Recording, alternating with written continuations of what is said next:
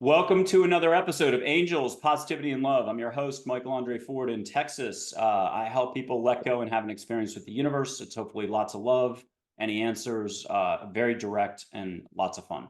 I'm very excited to have from the Washington, D.C. area, Steve Bassett, founder of Paradigm Research Group. He's been on the scene lobbying, we'll call him an exo-political activist with respect to UFOs. UAPs is a more common, newer bit of terminology for the same thing.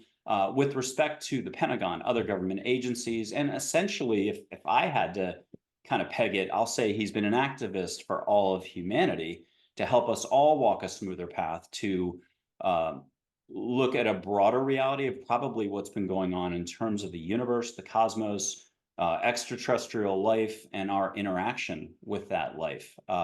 Steve, I'm going to let you take over here, though, because you're well versed. You know how to talk about all this properly. And I've got to thank you for coming on the show. This probably isn't your normal bailiwick, but you've been super generous with your coming on and with your time. So thank you, Steve, for joining us on the show.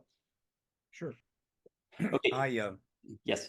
I speak to all groups and all perspectives. This issue, the issue of the extraterrestrial presence, that is the term I'm sure that's going to eventually turn up, but right now we're working our way toward that. Non-human, I get that. Obviously, transcends politics, it transcends religion, transcends racial and cultural divides. It is the most profound, probably fundamental truth that we will ever uncover. And so, in that sense, it is a global movement, but it is the disclosure process is essentially centered in the United States right now. And though many of the U.S.'s allies, some of these countries are doing some things, but the policy of not confirming that we are not alone is a political policy that was pursued by the United States early on, right after the war. And our position after the war was very strong. We had been key to defeating the Axis powers, obviously not the only player. I mean, the Soviet Union, some major player, lost tens of millions of people. But in terms of the West, we were the key. And of course, our nuclear weapons development made us the first nuclear power. So not surprisingly, the reality of the ET presence, which was manifest to our government no later than July 47, and possibly sooner, though very tightly held, was that has been pretty much led, the interaction and the decisions, political decisions, have been led by the United States. Our allies have gone along with it. They have cooperated. The extent of that cooperation hopefully will become known eventually to historians, but a lot of it may not. But the decision of our allies to say, look, United States, we defer to you on this one. And so that's the way it's been since 77 years. The United States has been the chief promulgator of what I came to call the truth embargo. And that is the political policy to not confirm, and to the extent they can, undermine citizen efforts to confirm the fact that there is an extraterrestrial presence here. That's a big deal. And clearly, that reality is transcendent in the sense that it's going to affect every living person at some point, some way, once that becomes known. And what we learn from that, what the government has learned from this, it's going to, one way or another, affect every person on this planet. So every person on this planet has a vested interest in getting this truth out. Now, how do you do it? As usual, you need an activist movement that presses the government to do something it doesn't want to do. And this is one of the most interesting and extraordinary activist movements ever. And I've studied a little bit the major activist movements of the 20th century. But what separates this activist movement from the others we're familiar with, that makes it really unique almost, is that this is a broad-based effort to convince pretty much everyone on the planet that something that is right in front of them, in the sky all the time, something that evidence is coming out about in one degree or another all the time, doesn't exist. In other words, we don't know what you're all upset about. There's nothing to be upset about. It doesn't exist. It's hard to describe how bizarre this is. In other words, you try to get an activist movement generated over an issue, a matter that the government is adamant to say doesn't exist at all. And that's what we've been up against. And I'm sorry to interrupt, Steve. It's clear with the recent Arrow report that was a complete flub, and also the Eglin Air Force Base denials, where they were discussing balloons again, just after a couple of congressmen or women were down there, and they also saw a video that contradicted, the recent statements by the, I guess, Air Force or somebody. We've got glaring contradictions. We've got a ton of evidence over time, lots of firsthand reports. We've got, most importantly, amazing whistleblowers, that Whistleblower Act. You've got Grush, potentially factions within the U.S. government that have different, some are supporting disclosure now. Can you talk to us a little bit about the whistleblowers? Doesn't your organization and you've been very supportive with certain whistleblowers out there. We have a Jason Sands who's coming out now, and I think his paperwork's been in. We have Ashton Forbes, if I said the name correctly, I think also submitted something to Arrow, more about MH370 and stuff. But could you talk to us about the landscape there, how it's shifted? Aren't you a little more optimistic that instead of we're inching along, now we're up to like a foot or so at a time? Certain. The movement itself, the effort to get the truth embargo ended, is now in its end phase, 77 years on. And that phase began in 2017 with the New York Times articles. And so the end of the truth embargo was going to be messy.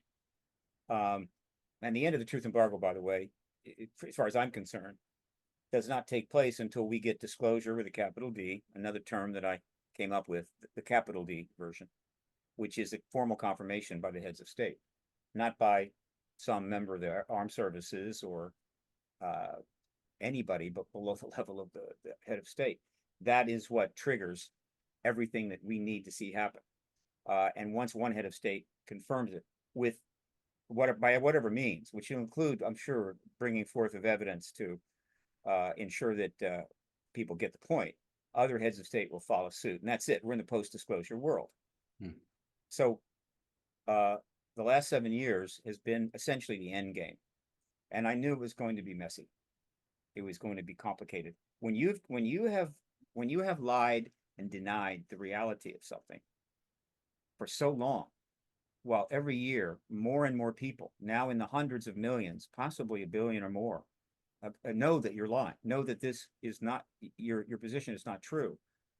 This creates all kinds of problems for institutions and governments, political problems, public relations problems, and then ending that lie, meaning, oh, yeah, sorry, we actually did know. We probably should have told you sooner, but we were just trying to sort things out. Whatever. This is not going to be easy. And ideally, you want to get it done quickly, which I think was the intention, but the circumstances historically have dragged it out and complicated it. Not by intention so much, but simply it's the luck of the draw. History is just a crapshoot. Every year the dice are rolled, and God knows what's going to turn up to affect everything else. So what's happening now is that a lot of people, huge numbers of people around the world, are trying to understand what is going on.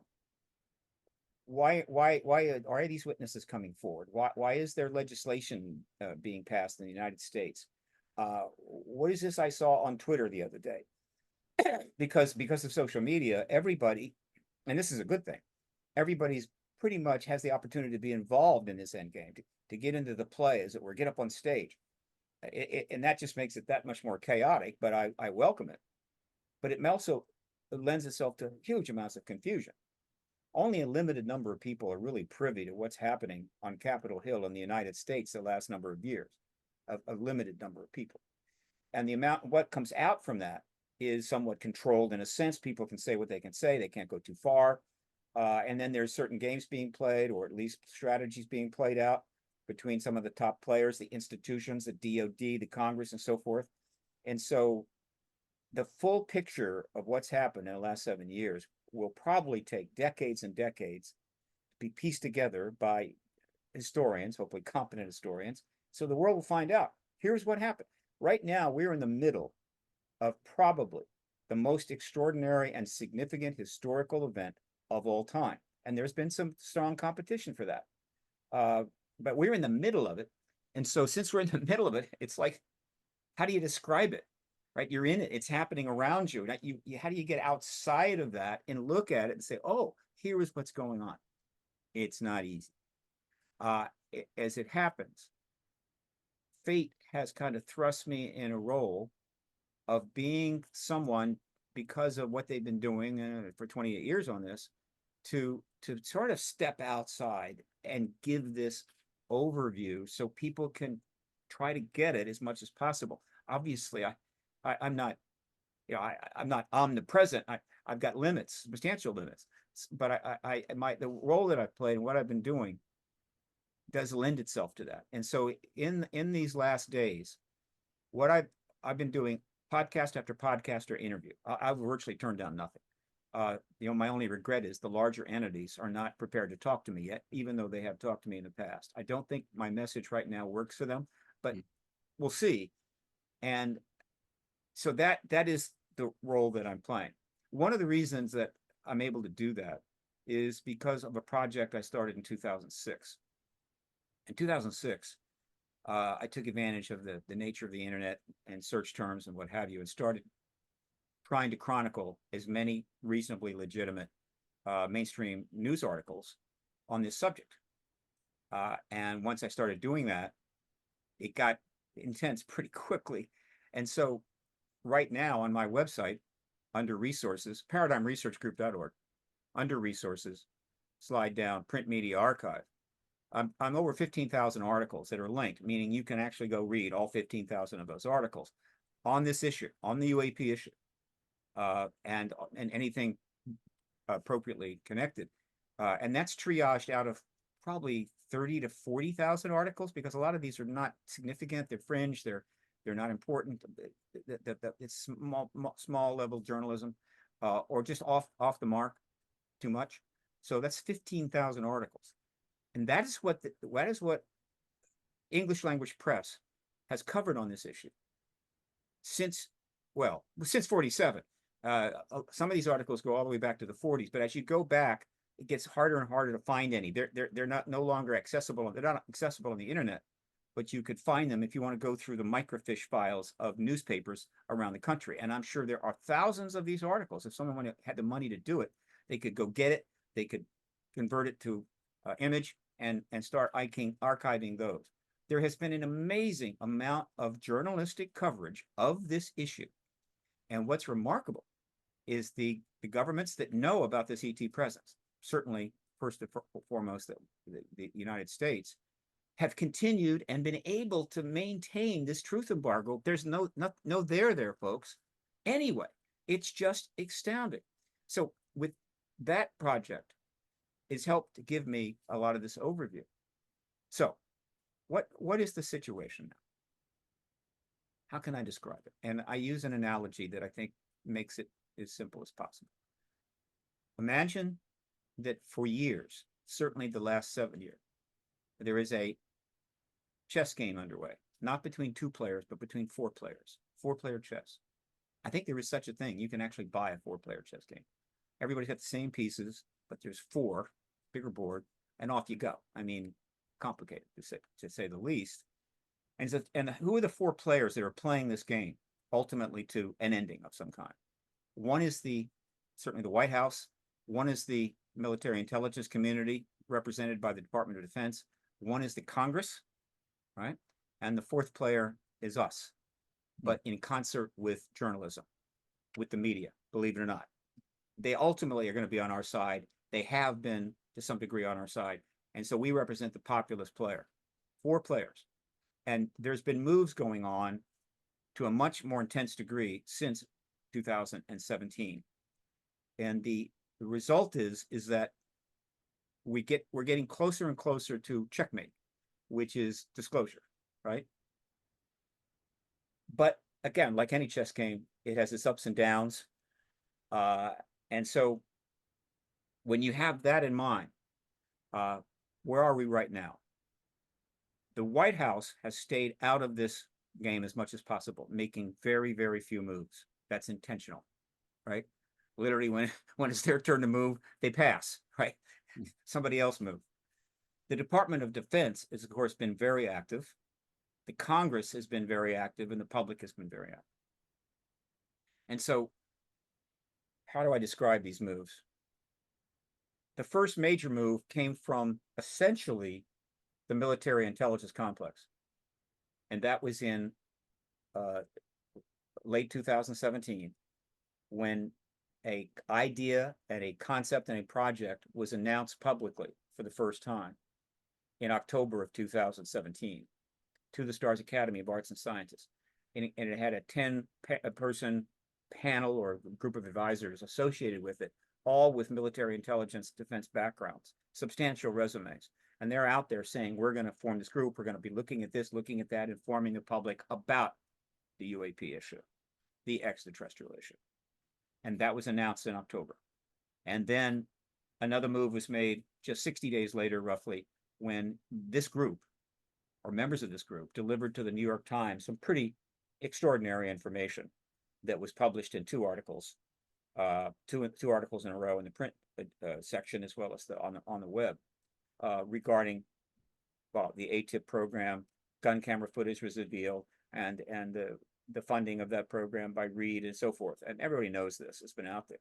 That was a move. It wasn't just, oh, gee, what are we going to do now? No, that was a move. The New York Times was persuaded to do those articles. They had some very substantial authors. Leslie Kean, Ralph Blumenthal, who is a Pulitzer Prize winner. They associated a couple, Helene Cooper. So these are significant articles. They were published, and the effect of those articles cannot be understated. It was massive. And the putting forward on the internet the gun camera footage of 3 unidentified objects, gun camera footage which was going to then be seen by untold millions of people. I can't imagine how many millions of views those 3 clips have gotten, because they're still up on the net. They'll always be up on the net, and they've been there for 7 years. So that was a major move. All right. So then what was the next move? The next move was more on the congressional side. Members of Congress agreed to start interviewing or talking to witnesses privately. These were being brought to them by a number of people, but most importantly, Christopher Mellon, who had a background with not only the Department of Defense, but also with the Senate. So these members of Congress are agreeing to have these meetings. They don't have to take them. They could have said, look, I'm just not interested, Chris, take that fellow somewhere else. And this went on for several years, and to some degree still going. And what that means is members of Congress are committing to learn about this issue, obviously with the intent to take legislative action. So this went on for several years. So that move is a congressional move. On the DoD side, the Department of Defense, made some blocking moves early on in 2018, in which they were caught by surprise. They weren't sure where this was going to go. Their press office put out some statements which eventually proved to be untrue. Susan Gold. But ultimately, they started to realize that what was happening was really serious, and they weren't going to be able to just dodge this. And so they started to get cooperative. One of the examples of that is they ultimately confirmed that the gun camera footage that was brought forward to the New York Times was, in fact, gun camera footage from United States military planes. And obviously, that gave it significant importance. So this was going on for several years, from 2017 all the way up to 2020. And then the next move was from Congress. Major move. So much information had been obtained privately by members of Congress and their staff that Congress made the decision to legislate for the first time in the history of this issue. It took, and this legislation was put together in the summer of 2020. That's essentially 73 years after Roswell. First legislation. And that legislation was put together.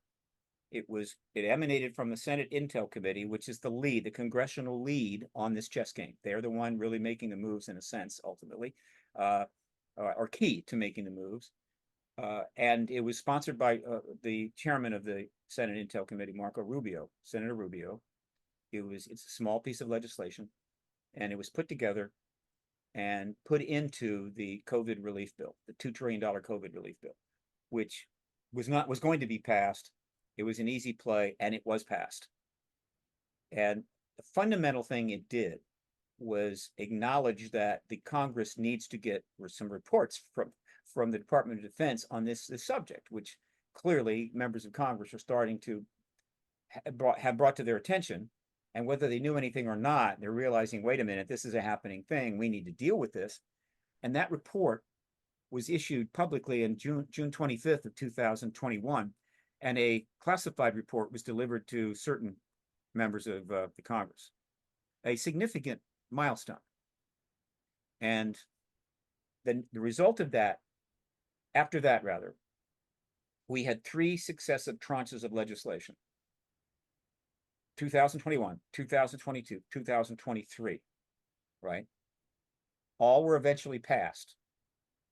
And each one advanced the process. Each one advanced the process of getting towards disclosure. Now, this is extraordinary. Some people maybe just think, well, isn't that what goes on? Isn't that what happens? No, not at all. Now, as that is happening, the public is reacting. The public are making their moves, and their moves are really embracing this issue more intensely. The internet becomes much more heated up on this. You've got new organizations being formed, research organizations being formed, new journalists are coming into play.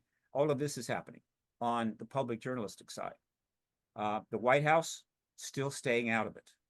It's been virtually silent on this issue. It's only been drawn out a couple of times, very reluctantly. The one notable instance is the Chinese balloon event, which almost forced the White House to step in. They did not want to do that.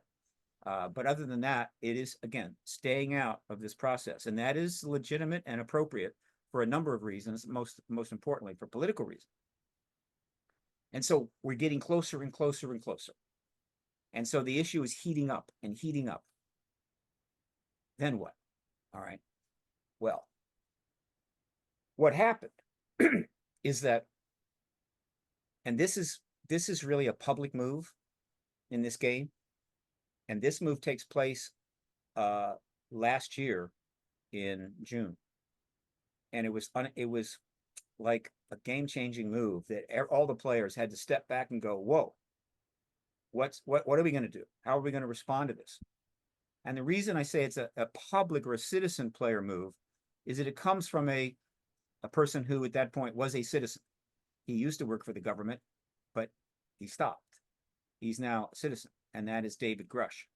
And what David Grush did was come forward, not as a witness, and there have been many that have come forward to address this issue, both publicly and privately. He came forward as a whistleblower, one of the very few whistleblowers they are. Almost everybody else are witnesses. And he came forward with extraordinary testimony that he gave to Ross Coulthard on News Nation and to the debrief. And all of that landed. It had been in the works for a while, but it was highly contained, kept very tight. And so it surprised almost everybody when it landed on June the 5th of 2023, in which he said that I have internal confirmation that we have those crash vehicles you've been hearing about, and we have the bodies, some of the bodies that were in those vehicles. And I have confirmed that information to the Senate and others. I have been threatened. I have sought relief from the intelligence community inspector general. I got some relief, but not enough. And so I'm coming public and saying this is true. I know this, And also, I believe the policy of the government not to tell us is not legal. This dropped like a bomb into this game. What now? It really shook the whole thing up. And this is only just a little under a year ago. So everything that's happened since David Grush turned up are moves being made to try to accommodate that. In terms of the citizen side, we're trying to take full advantage of it and use that event, use what David Grush has brought forward to advance the disclosure process. The Congress has also responded. One of the most notable response is that just, I guess it was 51 days after Grush testified, the House held the first hearing, real hearing, on this subject since 1968. It was held in the House Oversight Subcommittee. And that was televised worldwide. I was at that hearing, in which David Grush was able to give his information under oath to that subcommittee, accompanied by David Fravor and Ryan Graves, two other witnesses who had come forward much earlier and were heavily covered and spoken. But obviously, David Grush's testimony was a few notches more intense than that. So that was a way that the Congress responded. The hearing. The Department of Defense was in a much more difficult position. And that includes ARROW, which by then had been set up, the All-Domain Anomaly Resolution Office. This move by Grush, essentially as a citizen representing us, really created problems for the government. They weren't ready to go there yet. They were playing the game leading to what this has always been leading to, is a major hearing in front of Congress with a substantial number of witnesses under oath, watched by millions of people, that will pretty much cement the truth that we are not alone, and thus prepare for a head of state disclosure. In this case, you would assume it would be the President of the United States. That's what they've been essentially allowing to go forward, or not overly resisting, because it's the way to do it. It's the responsible way. All right. When Grush comes forward, short circuits that. And now, before we've had that hearing, or any hearing, right? Because Grush comes forward on June the 5th, it's until July the 26th that the House holds that hearing for him and Graves and Fravor. They're in a very confused state. And so the response from the DOD, the moves from the DOD are bad moves. It moves that are weakening their position and helping our position, believe it or not. And what were these moves? The first move comes from Sean Kirkpatrick. He's the head of ARROW, the organization set up to essentially figure out this issue and study it and eventually be able to provide the information to us, which is not why it was set up at all. But he's the director of that. And obviously, technically, if someone like Grush has come forward and confirmed that we have bodies and non-human tech, you would think that he would be getting 10,000 questions about that. He didn't want any questions about that. And so he quickly responded by attacking Grush. So I consider this a chess move. It did not go over well. It was a mistake. And it didn't really hold things back much, but that was his initial response. The DOD didn't say much of anything. I think they were just kind of sitting back going, whoa, what are we going to do? They were letting essentially Sean Kirkpatrick catch all the spears here, and he had no desire to catch those spears. And so as the months went by, ultimately, Kirkpatrick gets more and more frustrated that this situation is not going to get resolved. He's in the middle of it, and he really can't say anything. He really can't do anything because that's not his job. His job was just to be the director of ARROW as we move forward toward those hearings. And then when we get disclosure, ARROW will be a thing. It will be a pretty significant entity and very much busy with lots of funding. But that hadn't happened yet. And so things are going to continue to get a little more crazy. The internet, of course, is following all of this and trying to figure out, and it's a mess. But nevertheless, the witnesses kept coming forward to inside people, to members of Congress, to their staff. And so we continue to accumulate potential witnesses for a major hearing in front of the Senate Intel Committee. But that hearing had not been called. So now it's getting a little more confusing.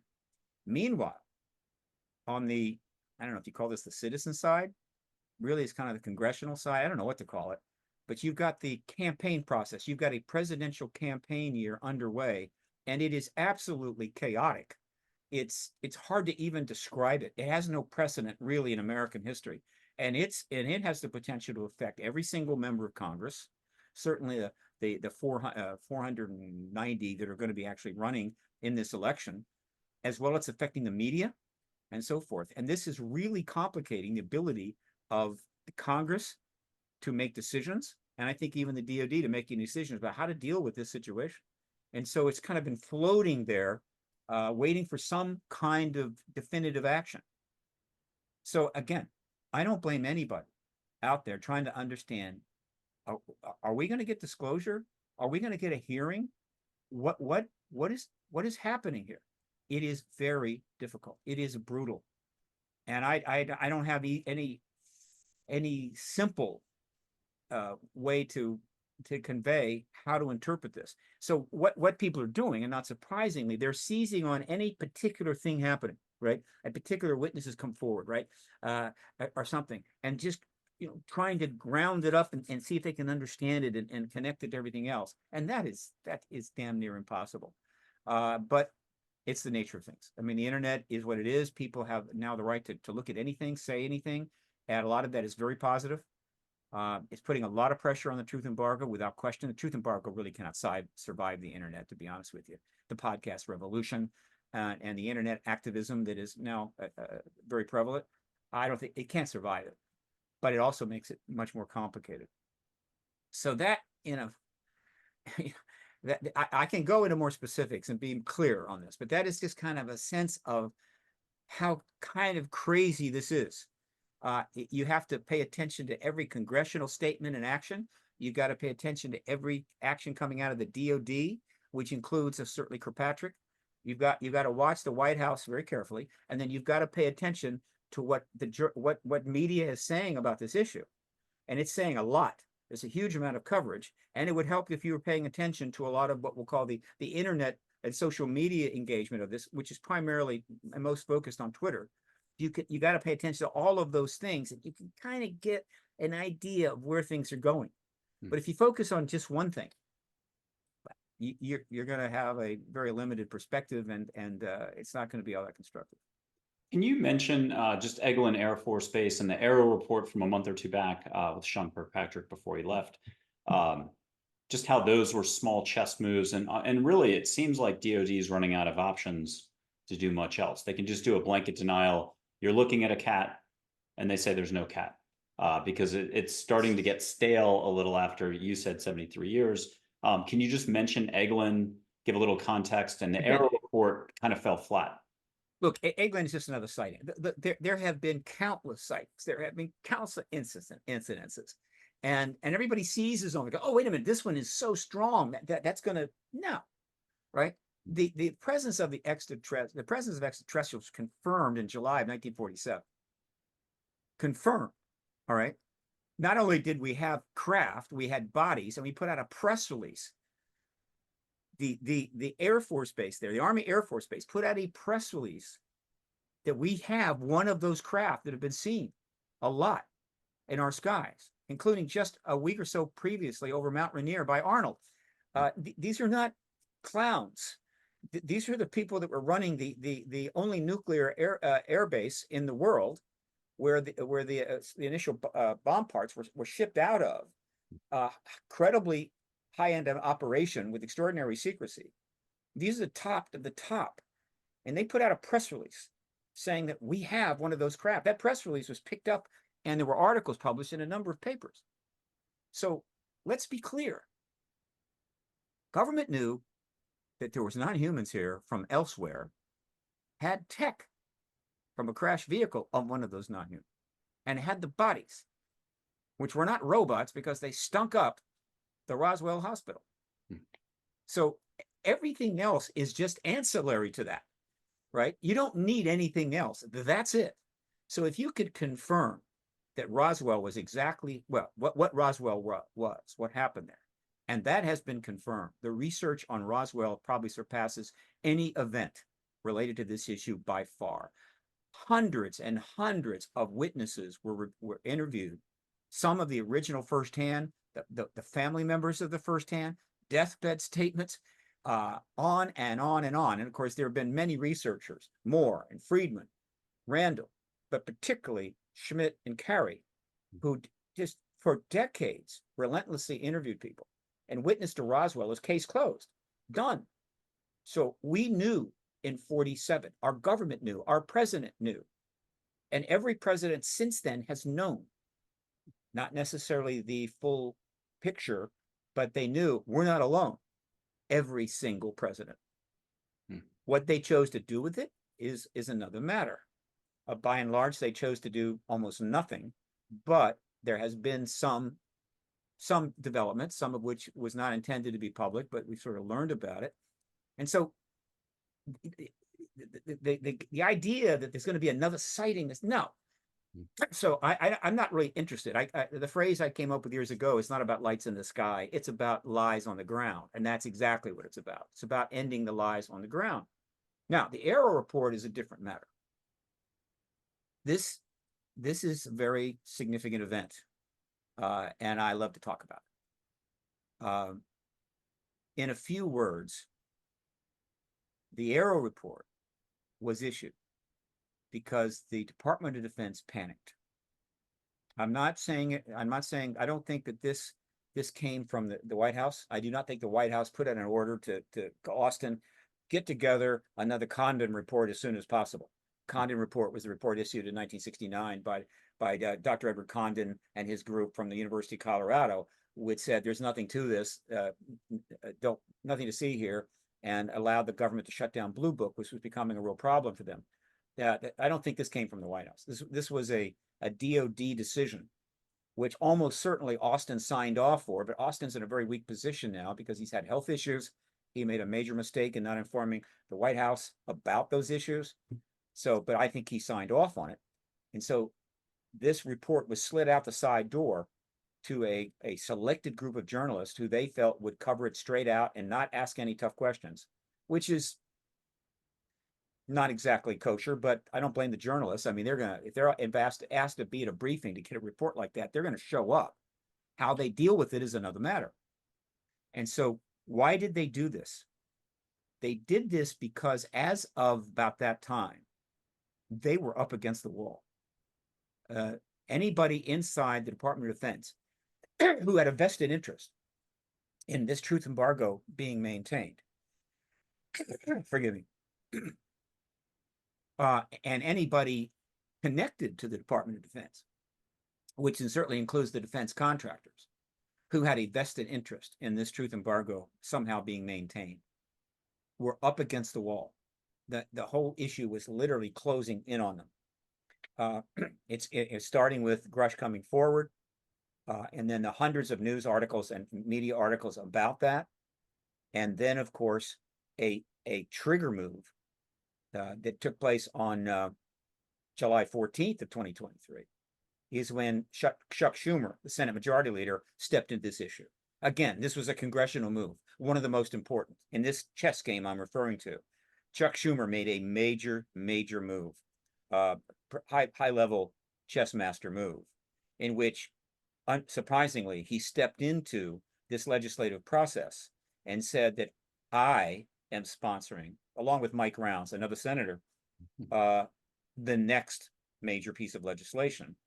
And we're going to put that up on the Senate legislative site this month. This is July of 23. And that was the UAP Disclosure Act, interestingly named. And that went up on the site. And I think a lot of people in the DOD literally panicked. I mean, my God, now what? And I think the defense contractors really panicked because this legislation called for eminent domain over the ET tech. And they had their own desires and intentions regarding the ET tech that they've been working on under government aegis and being paid by government for some time. This was a major move. And then they responded with their move. So what was the move that came from the DOD and its contractors? they moved to gut the bill or eliminate it altogether. In other words, and that was a panic move, right? How are you going to do that? This is a Schumer legislation. He's sponsoring it. He's one of the most powerful men in Congress, and it's extensive, and it's 63 pages, and it's up on the legislative site being seen by people all over the world. It's calling for a UAP disclosure plan that's going to bring everything out. It gives subpoena powers to the review people, like the review board, to members of Congress. And it wants eminent domain over the non-human tech that Grush told us about. What are you going to do? They boldly decided. And I'm sorry to interrupt, Steve, but it allowed also certain senators and congressmen or women who represent, obviously represent our people in America, but they also have closer ties to corporations, defense contractors, and so on. You got to witness some of them getting up, and even a few said, "Hey, little green men, what are we talking about here?" These are folks from Ohio and elsewhere who have interests that might not be towards disclosure, but to prevent it. I think we saw a lot of political statements on that front. Well, a lot.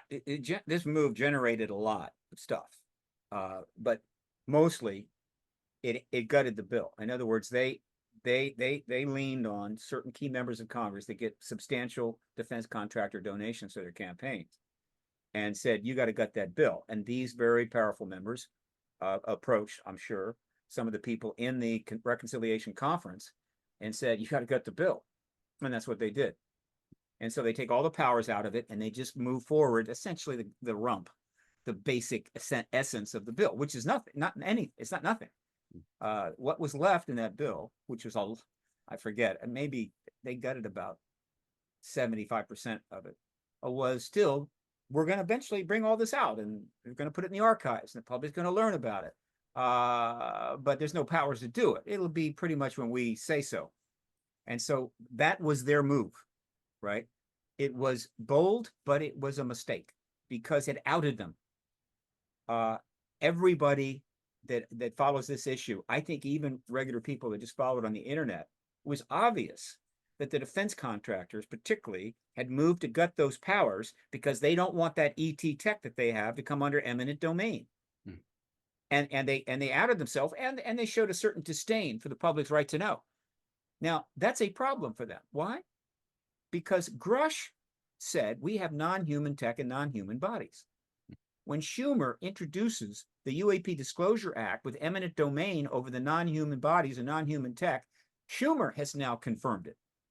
And when the defense contractors are forced to respond to that by gutting that bill, they're confirming it, because if there's no non-human tech and no non-human bodies in the hands of any civilian entities or contractors, there is no need to fight that bill or fight eminent domain. So now they've confirmed it. So all they've done is essentially outed themselves and confirmed to a lot more people that, yeah, we have non-human tech, non-human bodies, and also pissed off a lot of people in Congress, particularly Senator Schumer. So that was their move. Now, what was the next congressional move? That came from Schumer. And that came, let's see, I think it was late October, maybe maybe middle November. I need to get the exact time on that. And there's also a video of this. Schumer's move was to go back into the Senate with rounds and read into the record his response to the gutting of that bill. Now, what I mean is, and this is what they do, he's in Congress with rounds. There's a camera on him. There's nobody else in the chamber. He's just reading it, but he's in the chamber, which makes it part of the congressional record. So his statement is now forever part of the congressional record. It's also available to be seen on YouTube all over the world. And what was his statement? We regret that the bill was gutted, disappointed. We're a little irritated with our Republican counterparts who championed the gutting of the bill, but we're not going to give up. We're going to keep at this, right? And get this done. And he puts that into the record. That was his move. Now, over on the DOD side, or the military intelligence complex side, they're going, holy moly, he's not going to give up. What can happen, right? What could happen next? And then I think late, way too late to them, they realize, wait a minute, what's to stop Senator Schumer from reintroducing the UAP Disclosure Act as a standalone bill anytime he wants to? A standalone bill means it's not part of the absolute must be passed National Defense Authorization Act, but a standalone bill. And if he does, the Senate will pass it. Complete, I think, word for word. And now it goes to the House as a standalone bill. And in order to stop it, they have to come out from cover again, right? But there's no reconciliation conference now that you can lean on to get them to take the language out before it gets submitted for final approval and signing by the president. They'll have to lean on a whole bunch of members of Congress to vote against it. It'll be even more public. And they probably cannot prevail. And the bill passes. Now they are absolutely panicked. My God, if this happens, it's over. And our precious truth embargo will end. People are going to learn about all this ET stuff, and eminent domain is going to happen. The contractor's going to be unhappy, and it's just going to be awful for us. Poor people. And so what was their next move? And this is where we are now. It was a panicked Hail Mary pass, meaning there's like 3 seconds left in the game. If they don't score a touchdown on this play, they're done. They lose. And so they hiked the ball, ran around in the backfield, and heaved it as far as they could downfield, hoping that one of their people would catch it. And what was that Hail Mary pass? They did something pretty awful. They went to Kirkpatrick, who was extremely unhappy because he was caught in the middle of this early on. He took all the spears. He was in an impossible position, right? A sacrificial lamb almost. Wasn't supposed to be that way. He was supposed to end up the director of Aero in the post-disclosure world, a pretty damn important position, but that wasn't happening. And he had already indicated he was going to resign. And so they went to him and they said, this report's being put together, this study. Well, whatever it was in play. To what degree Kirkpatrick was involved in that report, it's not clear, but this report, it's going to be like this. It's going to basically say there's nothing to this, right? We've got to shut this down now. We've got to do what they did back in '69 and shut everything down. Shut down Blue Book, destroy NICAP, and move on. Hopefully the public will just lay off on us, right? And so this is the report we're going to put out. You're going to sign it. And that's what happened. This Aero report, which is a lie from the first word to the last, is an absolute disgrace to the United States and the United States Defense Department, was put out in an effort, last-minute effort, to stop the disclosure process, which was literally coming at them. And it was a huge mistake on the part of the Department of Defense. And they're going to have to answer for it. And unfortunately, Sean Kirkpatrick is really going to have to answer for it. I hope that Mr. Kirkpatrick, who is a good man, who has served his country well, he has a job. I think he has a job he's going to land on. That's fine. But this report and its legacy is going to follow him until the day he dies. And he has a limited time to fix that, meaning he has to turn around and come back and say, wait a minute, give the right interviews to the right entities and point out, no, this is not what is known. This report does not reflect the situation and what the government knows about this issue. Whether he'll do that, I don't know. But so this Hail Mary pass will not succeed. And so the question is, what is going to happen next? Right? What is the next move? So the Congress has a move. The public has a move. The DOD thinks maybe we're okay now, right? Now, I can tell you what those moves, since that Aero report has gone out, here's what's happening. First of all, the Congress has made a move, and that is coming from the House. Over this past year or so, members of the House got involved in this. They felt that they should be involved. This was too much Senate Intel Committee. And so, as we know, there was a committee meeting put together for the House Senate, a House Oversight Subcommittee. That process was led by Tim Burchett, and they held that hearing. But they weren't done. They have continued to speak out, and by speaking out, I mean continue to speak out that there's an extraterrestrial presence here. We have those bodies. This is strong stuff. they made a significant move. They created the first UAP caucus, the first time ever in Congress, right? And continued to speak out, including speaking out against that Arrow report, and said they want another hearing. So that is happening. All right. On the journalistic side, on the public side, obviously, the internet has weighed in heavily on this bogus report, savaging it, ripping it to pieces. There have been a number of articles that have come out with statements about this report. Probably the most notable was the one by Christopher Mellon in the debrief. So I encourage you to read that. It's a definitive response. Now it gets into detail and it talks about this, and that's important. People need to see that. But the simple way is the report's a complete lie. And Mellon goes into the details. There have been others that are doing that. So the report is getting savaged, and there's really no response from the DoD. The DoD can't respond to these criticisms. They just sit there and hope eventually they'll go away. All right. A number of witnesses have been provoked to come forward because of this. A couple publicly. One of the most notable is Jason Sands. I'm still trying to digest that. I haven't had a chance to really review what he stated. Did you get to do the 6 hours interview? And I'm forgetting the format. I think it was on YouTube, but it was originally on Twitter, a 6-hour interview. And I listened to the whole thing. I thought super conscientious and incredible addition to the repertoire here. How far into that 6 hours did you get? No, I haven't. Again, okay. Just incredibly beautiful.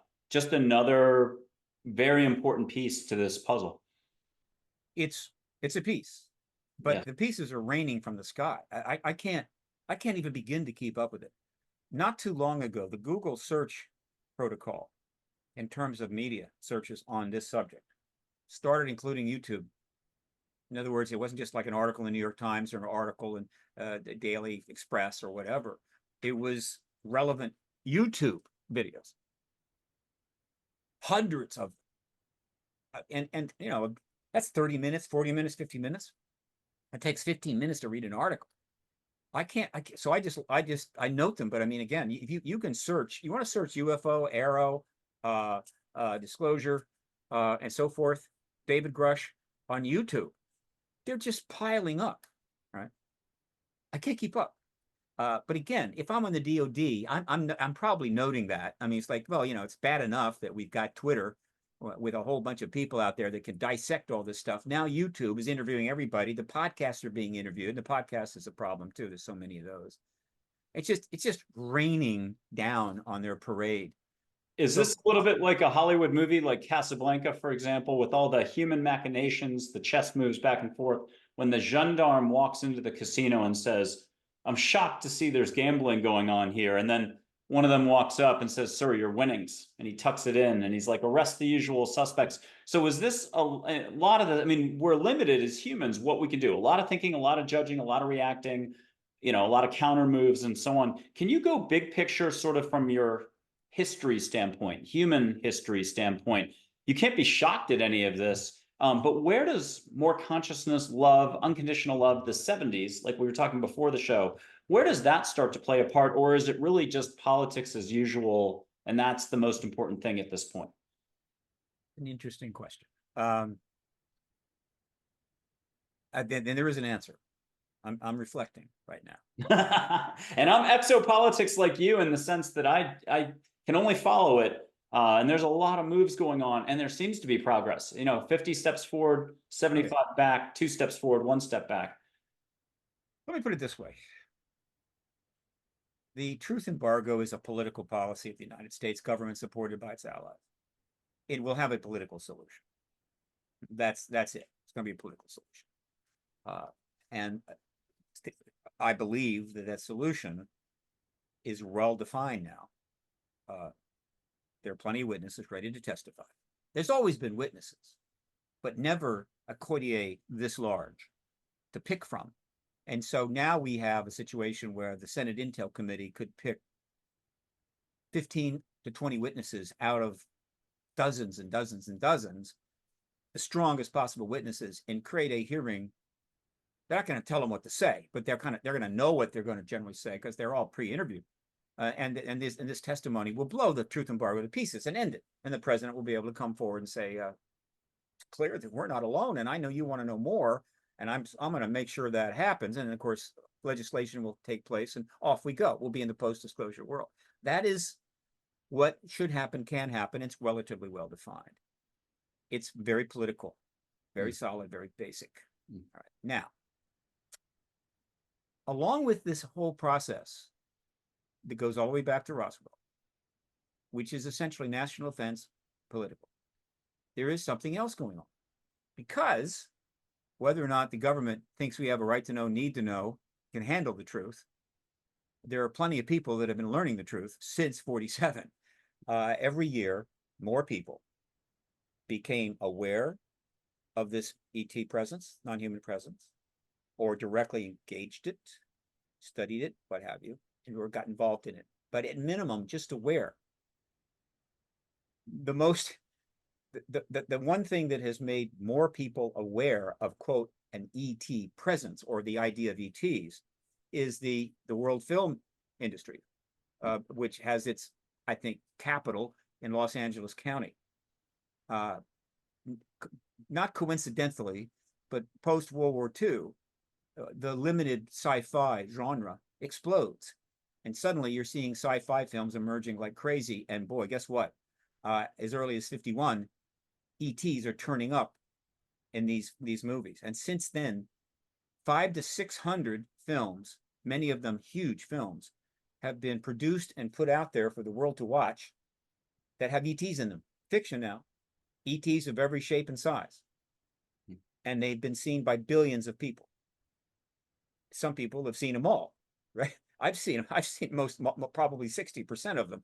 And in other words, this is fiction movies put up on big screen, watched by billions of people with ETs in them. So the idea of an extraterrestrial was spread that way without getting into anything in the, would you say, nonfiction arena enormously. So you have that happening.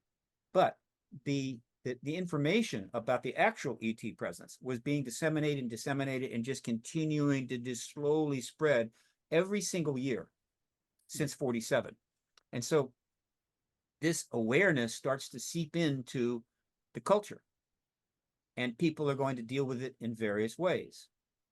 Now, simultaneous with this, particularly as you move into the second half of the 20th century, other developments are taking place.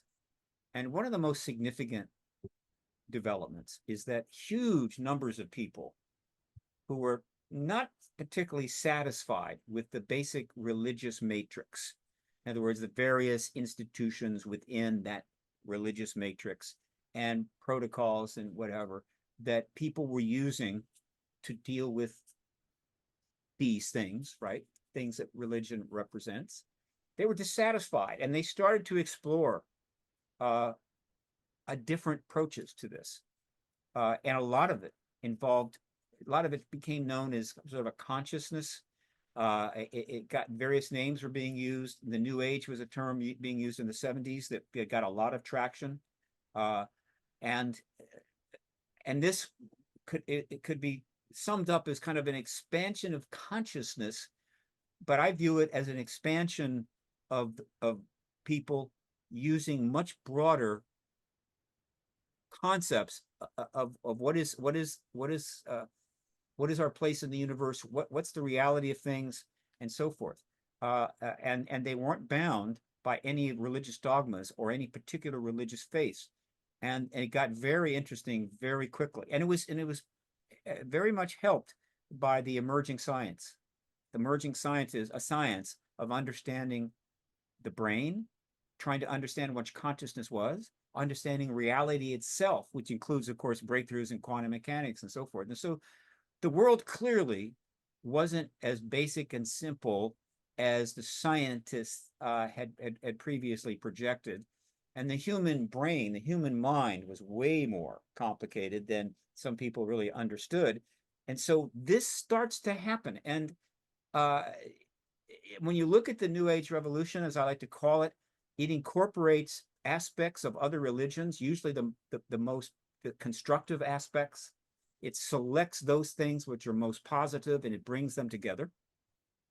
And my exposure to this didn't start until the 70s, not the 70s, I'm sorry, the early 80s. I was in Denver at the time, which was a hotbed for the New Age consciousness movement. Hmm. And I was intrigued, and I started going to various conventions, I guess you could say, which are not unusual now, but back then they were a little unusual. And I was getting exposed to people that were thinking along these lines and getting into these other interpretations and realms. And I wasn't there. I was a physics guy, and still am, and not a spiritual. Well, I don't know if I'm spiritual, but I wasn't a religious person. I had no faith and so forth. But the thing that I noticed in going to these conventions and just seeing these people and walking around and seeing the things that were intrigued is that they all they all were very positive. Hmm. They certainly had no interest in waging war or killing anybody. They weren't a political group, but it was clear that there weren't a lot of pro-war people in there. They were going to start, holding up signs. Let's become the protectors of the world and let's invade countries or whatever. It was just very peaceful, very positive. Love was used a lot, and I like that. I mean, that was good. Did I sign up? No, but I observed. It's kind of what I do, and that was in the 80s. Now, I didn't get in the field until 96. And so this expansion, this what we'll call consciousness movement, is trying to see another way to interpret the universe, human consciousness, and human behavior continued to grow simultaneous with or concomitant with the UAP disclosure process, the UAP disclosure movement. And it was inevitably going to intersect, right? And that started happening back in the late 70s. Now, why did it intersect? There's no simple answer to that, but I think these points might be relevant.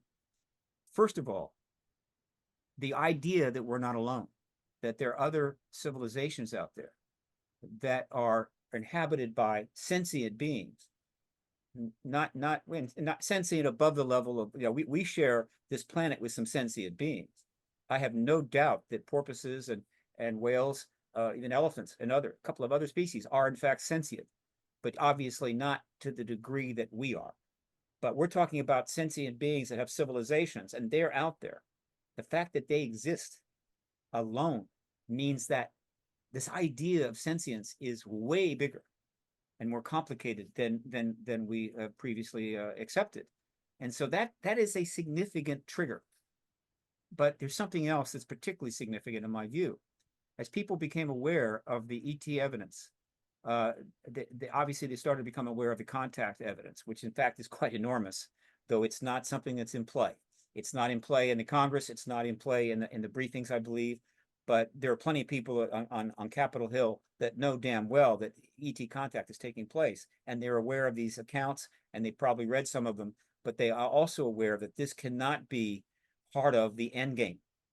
In other words, we're not going to have a Senate briefing on contactees leading up to disclosure. That will come after disclosure. So it's a little awkward.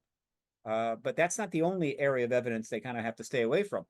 But the evidence for contact is enormous. And one of the most significant things about that evidence is telepathy. The ETs are telepathic. At least that's the term that we use. They can affect our minds from a distance. They can project images into our minds, and even essential information. To the extent how that's conveyed is not clear. I think they can also do it in a language form, but also imaging form, and they can understand what's going on in our mind. Now, people say, well, so what? I mean, the idea of telepathy has been around a long time. There was research on it at Duke and some other areas. That's all got shut down, of course, as things got a little bit intense.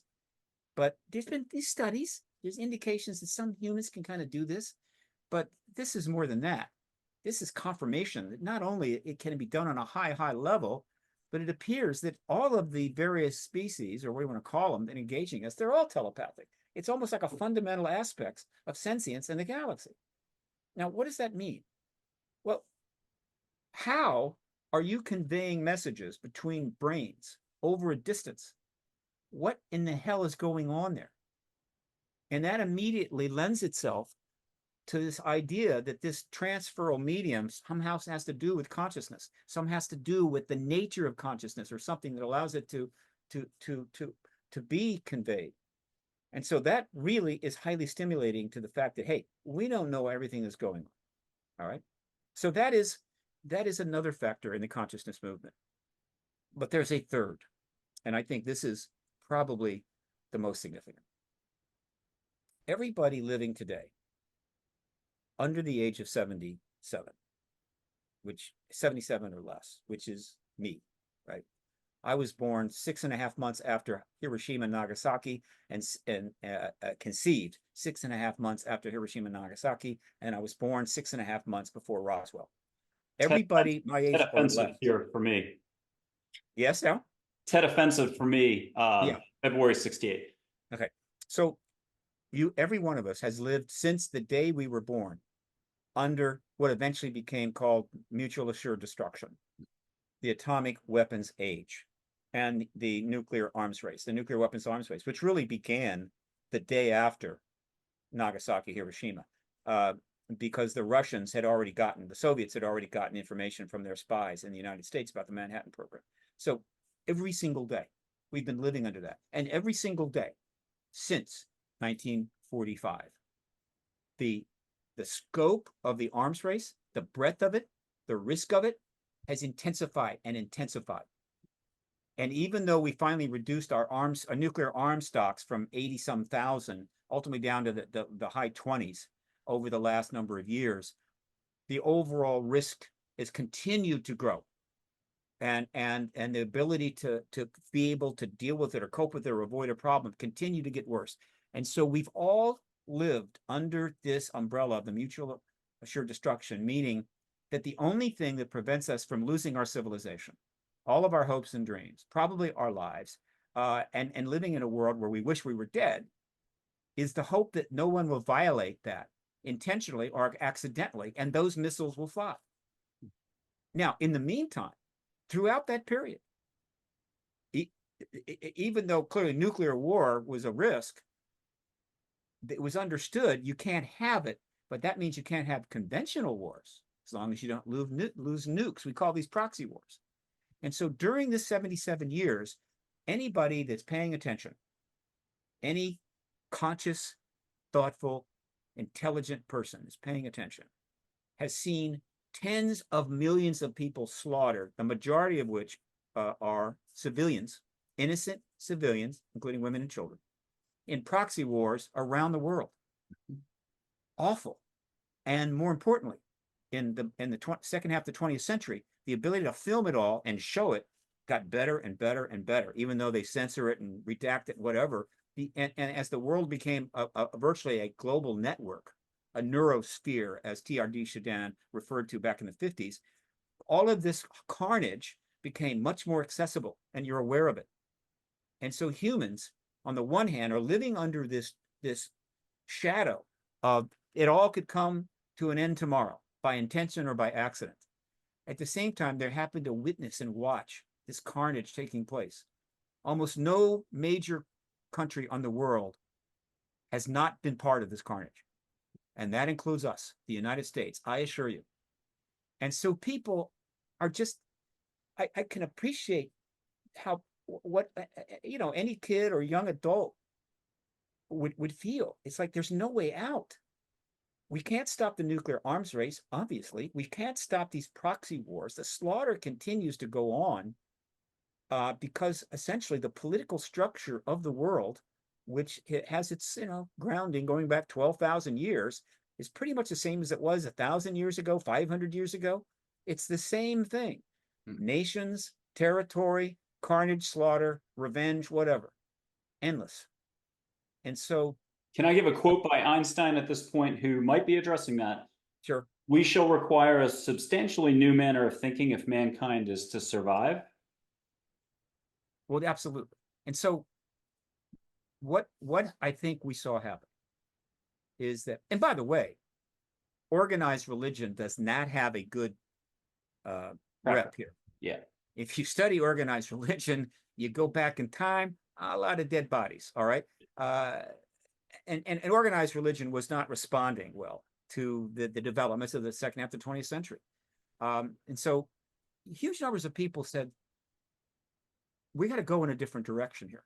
And what they understood is that embedded in most of the religions, to one degree or another, are some very fundamental and laudable concepts. Christian faith has got some wonderful laudable concepts. And at the center of these concepts certainly is nonviolence, which can be represented by love and other terms, but a positive, constructive, reinforcing, loving approach. That is a worldview, right? That an individual can have. And if they work at it, they can have it, and they could even live it. It is not a worldview that governments can have yet. And so people started turning to these ideas to try to promulgate in a much broader context, without institutional limitations, a thinking that hopefully one day would be enough to end this slaughter, to end this destruction, and possibly end the nuclear arms race, which is the ultimate end, of this all. And thus, that to me was a major driver of whatever you want to call it, the New Age movement, the spiritual movement, a consciousness movement, doesn't matter. This is a somewhat global effort to change worldview. And so, not surprisingly, because the presence of ETs alone is a worldview changer, right? In and of itself, it's a very specific worldview changer. If everybody learns tomorrow, we're not alone in the universe, and there's ETs that have actually visited us, that is a major worldview changer. And the consciousness movement is all about worldview change. And so these things intersected. And this is where it gets kind of interesting. What happened is that the New Age movement was thriving in the sense of conferences and conventions and product sales and what have you, is much more commercially viable than the UAP disclosure movement, UFO movement, whatever you want to call it. And so they had these fun conventions, and they started to invite UAP researchers and others to speak. And so we were then coming in, not just me, but many others, well, me much later, to actually speak. And they just sort of married up. In other words, they said, welcome, brother, sister, come on in. We want to hear what you have to say. And so now they're kind of coming together, and then the New Age movement and all its components started to get informed about the UAP issue and become supporters of it. And so the two things married together, and I think for a very positive outcome. And for that, I am very grateful. And I spoke at a number of those. And then the UAP conferences started including, pretty much UAP conference started including members from that group, consciousness movement, and bringing them in. And this interesting marriage has continued to be maintained as we move forward. And that's wonderful. All right. Now, where this gets intriguing is this. Disclosure is going to come. It is inevitable. It could come very soon. It needs to come soon because the nuclear threat is greater than ever. And we're getting messages about that from many, many directions. I'm not going to go into that. I could spend an hour on it. Don't want to do it. Most people, I think, noted this themselves. The messages are coming from multiple directions that we're closing in, right? But hopefully that won't happen. I happen to think that disclosure is the one thing that will stop it. Nothing against prayer movements and meditation movements, even these attempts to do global meditations, nothing against that. But I don't think that just praying or just thinking good thoughts is going to act fast enough to prevent a nuclear war. We have got to have a much more aggressive actions on the part of people. In other words, we need an even greater and more powerful worldview change for people to get really serious about demanding their governments end this madness. So disclosure, I think, is the only path we have. Disclosure confirms the ET presence. That goes around worldwide, almost within days. now accepted, it's acknowledged. And of course, they're anticipating learning a huge amount about this ET reality that the government knows a great deal about, and the private citizens know about, but the people weren't paying attention to them because the government said, there's nothing to this. Why are you reading that stupid book? And so that's going to be a significant thing. A massive education process is going to go underway right away, in which people are going to be realizing, okay, we're not alone. There's information coming, and they're going to start rethinking things. In other words, it's going to have a significant worldview impact. In other words, to put it really simply, in a galaxy, in a reality where there are multiple civilizations, some of them are already here that are engaging us now, that may well have almost certainly engaged the human race in the past, going back thousands of years. But what's happening now is obviously most significant. In a world like that, oh, and by the way, if they are extraterrestrial, which I'm pretty sure they obviously can travel star to star. So that means this galaxy is traversable, and that opens up all kinds of possibilities. In the world like that we now have confirmed to us, do we want these nuclear weapons? Does China really want Taiwan so badly that it would trigger a nuclear war? Does Russia really want to rebuild the old Russian Empire or the Soviet Empire so badly that it would risk a nuclear war? And I can just go down the list, right? Do we really want to do that?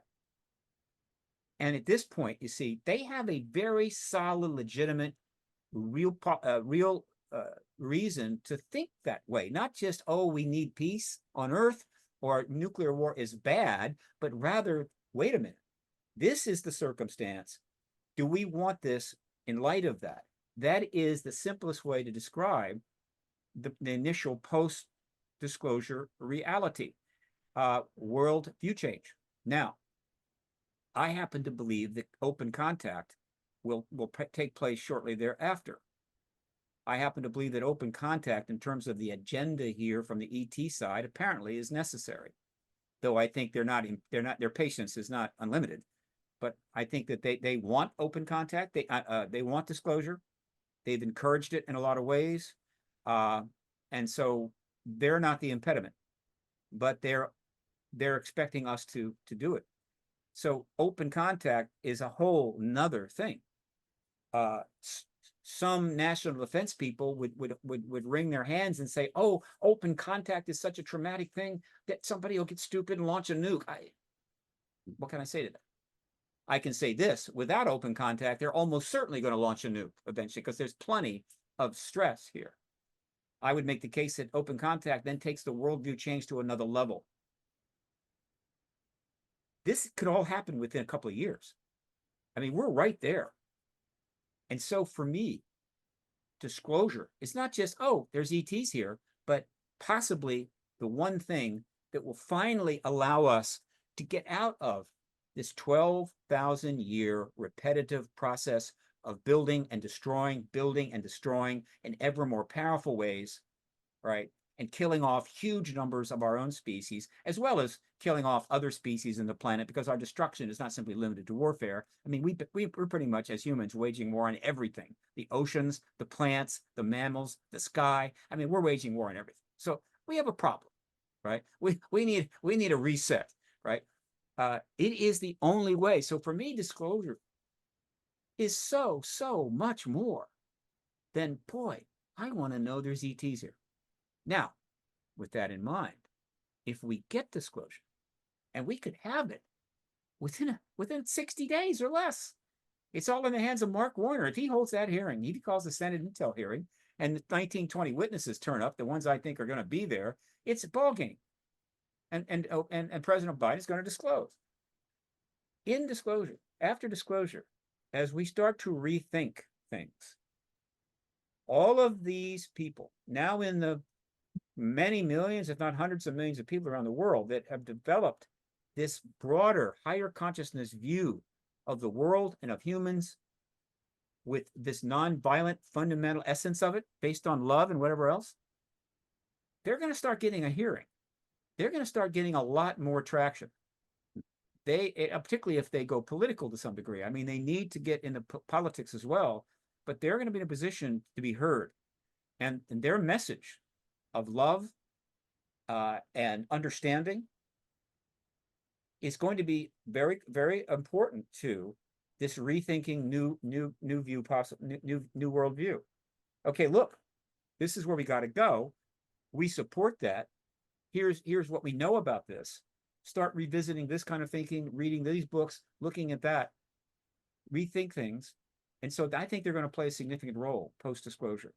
And so this marriage that starts back in the late 70s, early 80s, I think gets consummated post-disclosure. And why I love going to like Conscious Life Expo, and I always enjoy interacting with those that are in these realms and respect it. There's the fact that I'm not, actively engaged in those things is irrelevant. That I understand the connection. It's non-trivial. So awareness is certainly on the horizon for mankind. I know that we think with thinking, science, all our technology and everything else, except what you said, look at the track record, that we're at the apex or at the top of our game. And I would argue just simply, I'll go backwards here just a little bit. Love's the fabric of the universe. Positivity is abundance. I'll throw out some fluffy stuff. And I'm certainly out in left field or outstanding in my field next to some sunflowers. Hopefully pretty good at what I do. I bring a direct experience to folks so that they get it their way. Whether you're a Buddhist, you're a scientist, you're Catholic, you're from this country, this culture, indigenous, people get to do their own direct listening, hearing, call it a vibration if you want, telepathy if you want. They get their own answers. I don't see the questions, I don't see the answers. And who are they talking with? Just call it consciousness, but throw in some more, figures from India. We'll say outer space, interdimensional. If you want to say a transdimensional channel for a multidimensional fun experience, love and above. I'm going to throw a couple more Einstein quotes out, though. The only source of knowledge is experience. And I think right now we're dealing with a different deck. Our knowledge precludes possibility, generally speaking. It's got to be evidence-based. It's got to be this. It's got to be that. It's the way it works. And it's the way it's sorting out on Capitol Hill with disclosure. But meanwhile, there are folks who are just simply dropping to hear, whatever hear is, the heart. They're doing basic listening. And I'll do another quote that's from just consciousness itself. We'll say Archangel Uriel or Oriel, however people pronounce it, if someone will permit this. If more people would listen, less conflict would arise in any given situation. I didn't come up with that.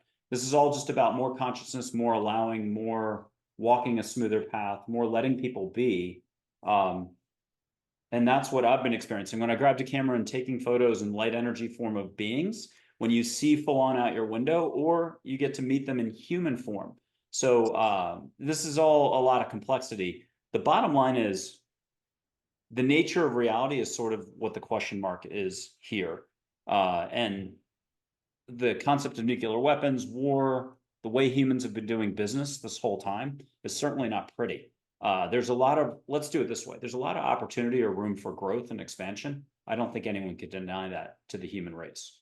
And so it'll be interesting to see what happens after disclosure. But I'd argue that it's already just kind of happening now. The expansion is going on in pockets here and there. It's for whoever really wants to pay attention, slow down, pump the brakes on the thinking up here, the knowing, the type of knowing, again, that we deal in all the time. It precludes possibility. And the only way I know how to say it is a giant warehouse with the best scientific minds, the best leaders, politicians, researchers, and so on. They're circling a yogurt machine. It's shiny. Lots of reports, a lot of details. Somebody went over and plinked it with their finger, but who's actually tasting the yogurt? Again, the only source of knowledge is experience. I love that from Einstein. Have you had the frozen yogurt? Is it strawberry? Is it blueberry? Have you had an experience that you can't explain when you were a kid? Something that got you onto this path subconsciously, consciously at some point? Was it just the sci-fi movies and your general interest in physics? Can you share with us what you can share? Was there anything you couldn't explain way back, Steve, that you were like, whoa, that just broadened my horizons a little? No. Okay. No, nothing.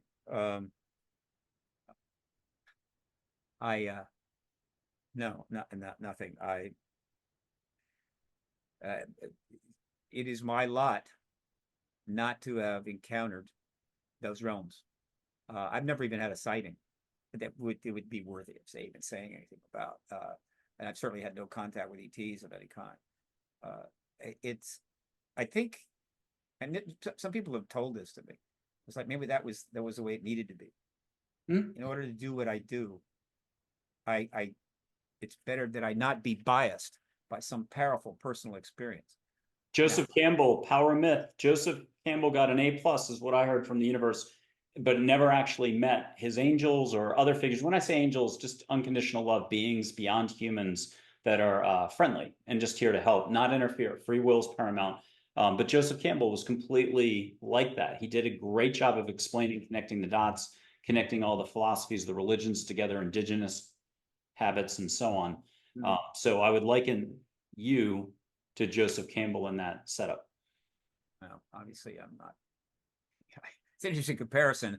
I'm not at the level of Joseph Campbell, a genius, but I just am not biased by anything like that. And I think it makes it a little easier for me to do what I have to do, and not get into a entangled with that. What can I say? I'm living an interesting life in the sense that I have talked to people that have had amazing experiences, right? People that I have some strong confidence are telling me pretty much exactly what happened to them. And there's a lot of these experiences which are pretty profound, but I've had none of them. So I would welcome something like that. I tried to get, hypnotized once for past life regression, and absolutely a stone wall, nothing. So I get everybody's different.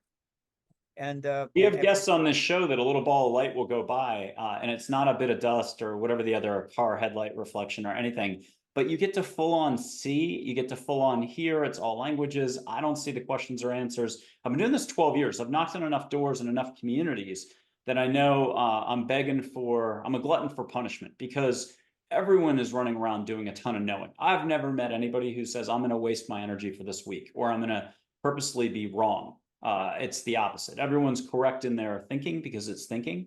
But if you did do the sine curve thing, the cancellation, whatever it is, you can. I don't like sushi. I like sushi. Well, sushi exists. If you want to do sushi, do sushi. There's a lot of opinions. There's a lot of thought forms, and there's a lot of gambling going on in the casino, like Casablanca. What I love about this whole opportunity for man is for anybody who's willing to just pump the brakes a little, slow down, set your intent. You can just be a little bit more Shakespeare, to be or not to be. That's the only question. And if we're being a little bit more, we should have a little more peaceful outcome on all fronts. So this will be interesting to see how it unfolds for people. I will add that it is super easy for people to do basic listening, basic feeling, and basic seeing. And unconsciously, you're doing it all day long like an Olympian.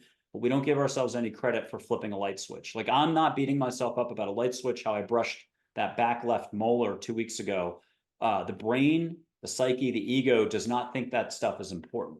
And yet you handled it like a champ. And that is the level or degree of difficulty, I would argue, that it takes to meet beings from other galaxies or interdimensional angels, whatever you want to call them, figures from India, Vishnu, Krishna, Ganesh, Mary, Jesus, Muhammad, or just Einstein. You can meet Einstein, Plato, you can meet Joseph Campbell, and you get to full on see, chat, feel a hand on your shoulder. There's healing.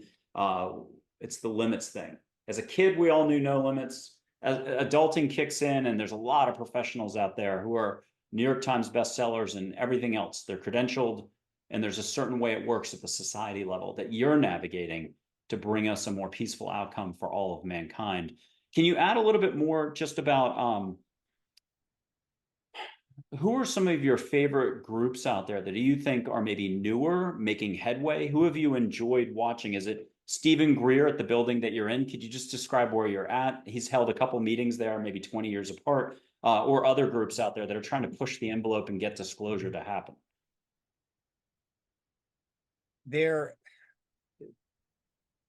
Well, first of all, groups are forming right now, fast, and you're going to see new groups, new entities emerging very quickly, because we're really in the end game, and the motivation is there. The stigma is just about gone, though the Arrow report has triggered, given license to some people to come out and replay their old greatest hits, and demean the issue somewhat.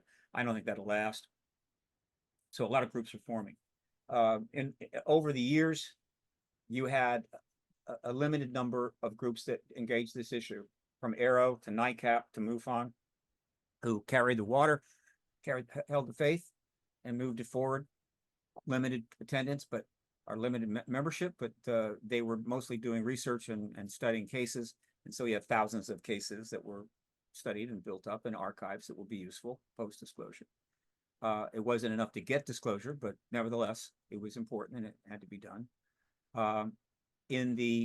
What I expect now is you're going to see think tanks emerging. I think think tank is a general term, but I think that's the best way to describe the groups that are coming together now. The New Paradigm Institute, which is Danny Sheehan's project that's been in the works for years, but really got going finally with some funding, and it's taking off. I anticipate it's going to continue to get funding. They have their office in DC. They have an office back in California. They may open another office in California, Los Angeles, but it's essentially a think tank. It's going to have a substantial array of advisors. They already are staffing up. And if you go to newparadigminstitute.org, you can see the programs that they have in mind, programs that are possible because they're getting funding. And if they get millions more funding, they'll do even more programs.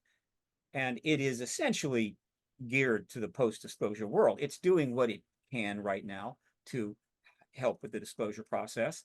And people involved in the New Paradigm Institute have interactions on the Hill and are kind of in the middle of it. So the New Paradigm Institute, to the extent possible, will try to help get this done. Right? But it essentially is designed for the post-disclosure world and the worldview change that has to come.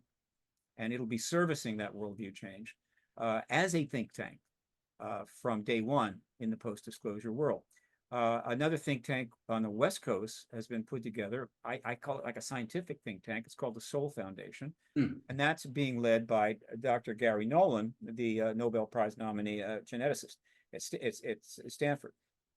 He was one of the original 10 that came forward with the To the Stars Academy back in October of 2017.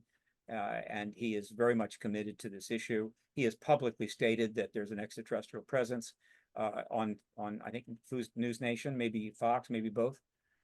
And that think tank, I think, is going to be focusing on the technological aspects of the phenomena, but also, more importantly, the technological possibilities in the post-disclosure world as the access to government-based research and so forth becomes real. And so that's going to be a significant entity. MUFON is expanding. It's gone political. It has a lobbying a component now, a full media operation. So MUFON is going to have a substantial presence in the post-disclosure world. They've earned it. They're 55 years old this year. It's their 50th anniversary. Paradigm Research Group is a very small entity that's been operating as a sole proprietorship for my activism since '96. But I have filed, and I filed as a nonprofit in Washington, D.C., and I'm about to file as a 501c3. And so I'm going to be a nonprofit finally for the first time. And the monies that I raise, tax deductible funding I get raised, is going to be to service Paradigm Research Group's post-disclosure activities, which will be like a think tank. I will have a board of advisors and so forth, and be engaging, but much smaller, maybe a little more maneuverable than maybe a large think tank. But I'm trying to establish the basis for PRG to be able to be helpful in the post-disclosure world. So that is why I'm becoming a nonprofit. And there are others out there. SCU.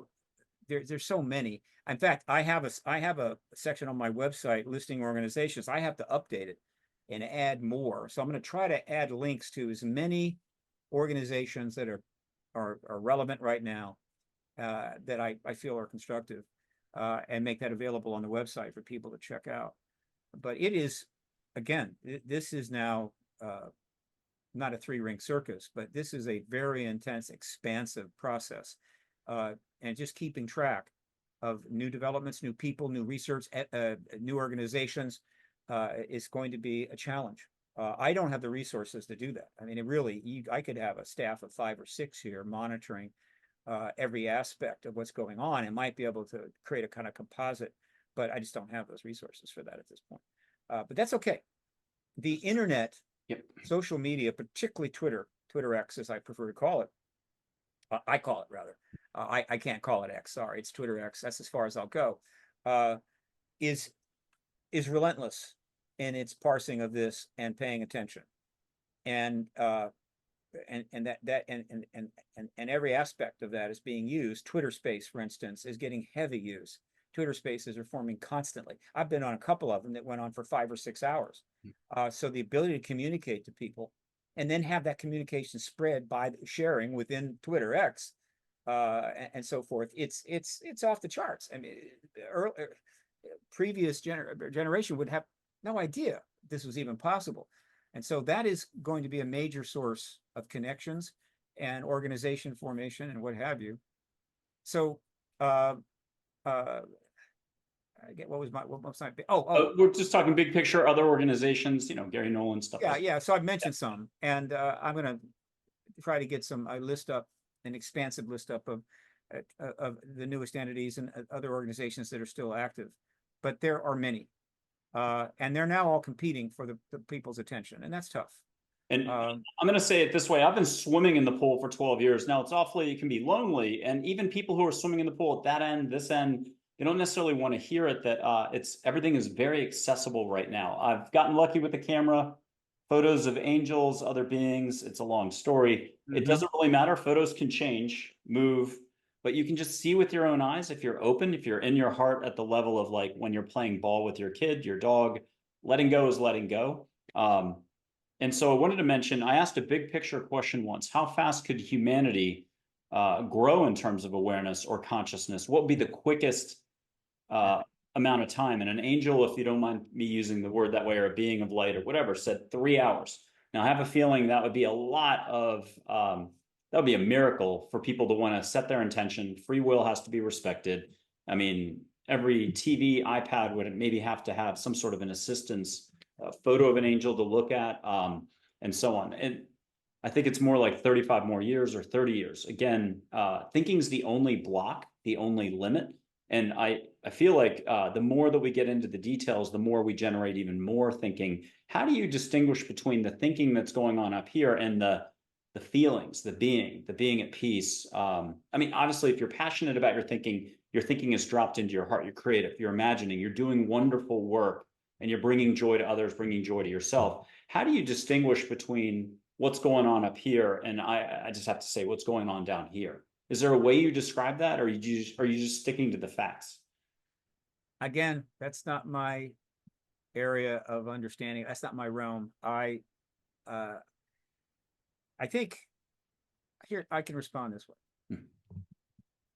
Individuals, every individual has the ability to decide how they're going to exist in this world, how they're going to react to things that happen, what they choose to initiate, what they're going to think or feel about what's going on around. Everyone can do that. And technically, you could change like this. In other words, you can say, look, everything is about love starting now. Boom. And you immediately start thinking that way the next day. I get it. Might take a lightning bolt strike or 17 in a row and you somehow still lived. Again, whatever. Technically, you could do that, but obviously it's not that simple. But so individuals need to do that. They try to do that. They try to decide what kind of life I'm going to live. How am I going to think? And how am I going to feel? And some are very effective. Some people are more effective than others at achieving a coexistence in this world that's non-destructive and helpful and loving or whatever. Unfortunately, this ability to do this is affected by how and what we experience in life. And life experiences can be brutal. And so everybody has a very different experience, running the gamut from extremely supportive, very effective, to just awful beyond description. And so, no, it's not everybody can just decide, oh yeah, this is the way I want to live. This is the right way. This is the non-destructive way. But that is the challenge. But again, what we know is that a single very unpleasant life experience, starting from birth, in one person can lead to that person becoming the head of state of a nation and taking that nation to war and killing tens of millions of people. Mm-hmm. Right? So life is difficult, as M. Scott Peck said in the very first words in his Road Less Traveled. So there's that. And that's always going to be going on. And people are going to encourage others to do this, though ultimately it's yourself, right? In other words, heal thyself. But some are going to want to heal others. I get it. All I can say is I think it's easier to heal yourself than to heal others, because another person, a single person, is another universe with a totally different life experience. But whatever. This is happening, but we're not going to be saved by that. We don't have anything like the amount of time it's going to take for a significant component of the human race achieving a non-destructive, loving, centered worldview, so that the idea of war or nuclear war would be completely unacceptable and unlikely. No, not a chance. We have to have a worldview change also amongst nations, right? And the people that run nations.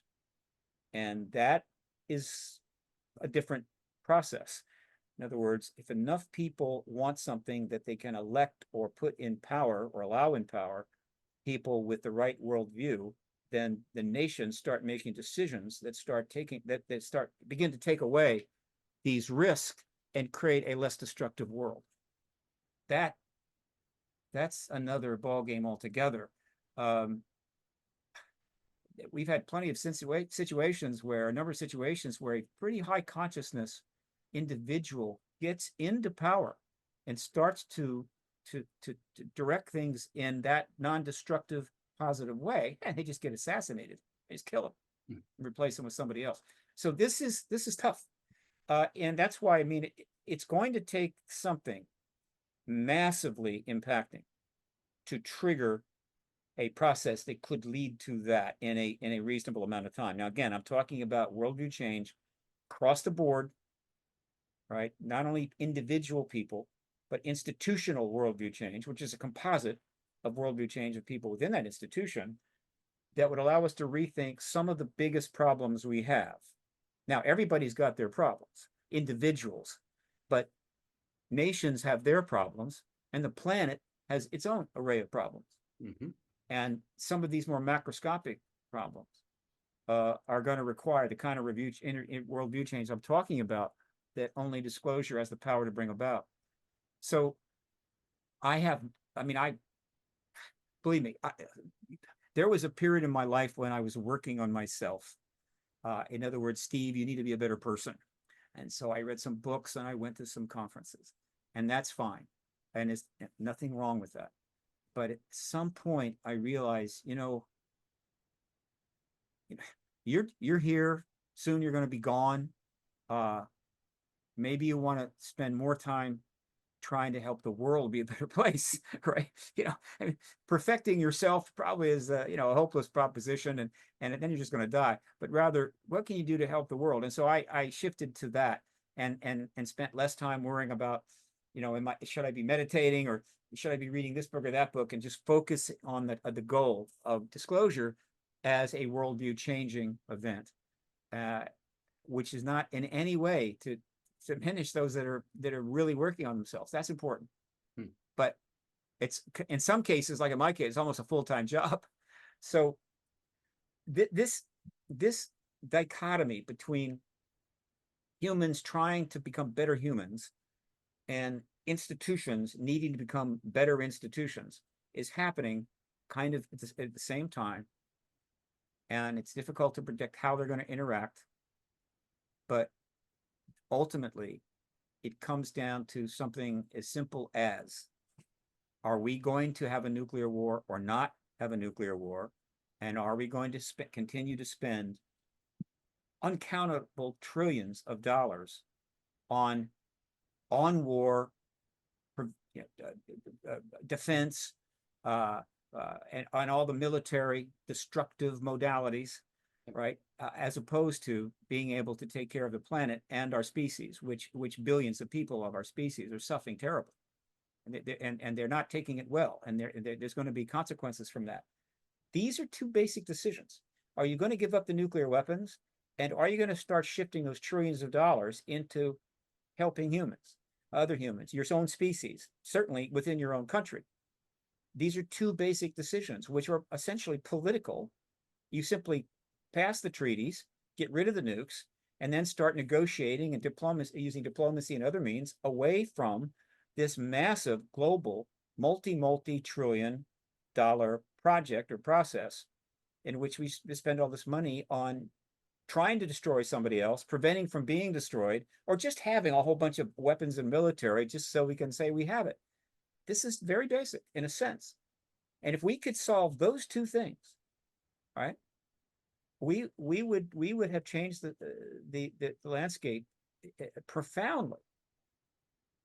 And before getting into the revolution of consciousness, because a lot of the desires and hopes of people in the consciousness movement cannot be fully separated from science. In other words, science is going to learn more about the nature of reality and the nature of consciousness and so forth. And that is going to start to shape our thinking on these things. And so whatever exotic thing or unusual thing that people can talk about, I've been visited by this, I've been to that dimension, I'm able to lucid dream, I've had a new death experience, I've seen the light, I've got ETs walking through my wall. How do they do that? All of this stuff is going to have to be increasingly connected to our scientific understanding. And again, just because, say, someone feels they're being visited by an angel, if it's happening in this universe, whether it's one-dimensional or multi-dimensional, it is part of the real world, and therefore it has an understanding and explanation. So those explanations are not necessarily out of reach. So that is going to be happening too. But until we have the more broad scientific understanding, people are going to have to try to understand and interact with things that are not understood in that basis in the best way they can. And there's nothing wrong with that either. All right. So if somebody has an extraordinary experience that I have never had, that doesn't mean that it's not happening. It certainly doesn't mean it's not part of the real world. And it certainly doesn't mean that it doesn't have an explanation. And so respect for this varied, multi-varied experience world that we live in is very important. I mean, we think in terms of basic respect to people of different religions, different creeds, right? Different backgrounds, different politics. I get that. But you have to extend that to even broader realms. And respect in that way is tough. In a world with this many people, there's plenty of disrespect, and it's not going to go away anytime soon. So everything's your instruction, and everything's your opportunity for growth and expansion. I will mention one more Einstein quote. I'm going to slaughter it a little bit, but the consciousness that says my problem is, or my drama is, or my nuclear weapons, or the situation with mankind is not the same consciousness that allows us to look at it in the rearview mirror and to have moved on. Again, that wasn't his exact quote, but everyone's somewhere with their thinking and everything else. It will take a lot of allowing, a lot of letting go. And I'll argue that it's coming out of here. I don't even know what here is, but it's that awareness. Awareness is empowering. I don't think humans are quite there yet. I think animals have more awareness, if you ask me personally. That's my 2 cents. But it's available for anybody. Anyone can do more listening, more harmony, more flow. You can see light. This might be the game changer. I'll throw this out there as a hypothetical. If everyone woke up tomorrow and could see chakras, auras, the force flowing on people, and especially more so when they spoke. Our words are gloves that we're sticking on our energy to either hug or slap people in any given moment. If you could see the light, let's do a little bit of a joke there. If you could see the light when people are talking, how they're acting, and let's say we're real estate developers in Taiwan, and we've got 18 different groups that we're looking at to do business with. If we could see 16 of them, we'll make it up. Rainbow light on them. They're happy. They're good business people. and 2 or 3 or 4 that we're not so happy with late wise, we would know not to do business with them. That's a game changer. We get beyond words, we get beyond science, we get beyond the way we currently evaluate stuff. It's a little more universal love, universal light consciousness at a broader sense. And that's actually available now, seeing light on folks, seeing flowing stuff that we wouldn't be able to really talk about here. But who knows which way this is going to unfold. Certainly has to be done through the societal level, science, politics, government agencies, corporations, politicians, and hard work by think tanks and now soon to be nonprofits like your own. Can you give us a final outlook on, for you personally, on the hopeful scale here? You've been doing this a long time. Do you describe this as a seismic shift the last 3, 7, 2 years? Are you getting a little more excited, or you just tamp it down again because you know how this works? Certainly, the developments of the last 7 years have clearly indicated that we're near the end. We're near the end of the finish line. I liken it to what I did the Ironman triathlon back in '92 in Hawaii. I was not a qualifier. I was somebody that got in our lottery, so I was just wanting to finish, and I did, but I didn't finish until very late, like 11:40 at night. But I remember it was hell, and it could have been worse. We had good weather that year. Bad weather, I wouldn't have made it. I literally would have. I'm certainly failed. But I was able to get through, and I'm in the marathon portion heading into Kona, Hawaii, Kona. And at some point, I could see the finish lights. It was still a ways, maybe a mile and a half. And of course, you get excited. You say, "Hey, I am going to finish. I'm going to make," and I'm in pain. Believe me, I'm in serious pain. I'm walking, can barely move. And of course, I got excited. So starting about 7 years ago, I started to see the finish line. And so now it's even closer. But unlike doing a race or what have you, I don't have people leaping out of the audience and grabbing me and saying, we're not gonna let you go forward here. We're gonna stop you. You don't have that. We have that here. We have resistance, right? So we're getting closer to the finish line, and I liken it more to football.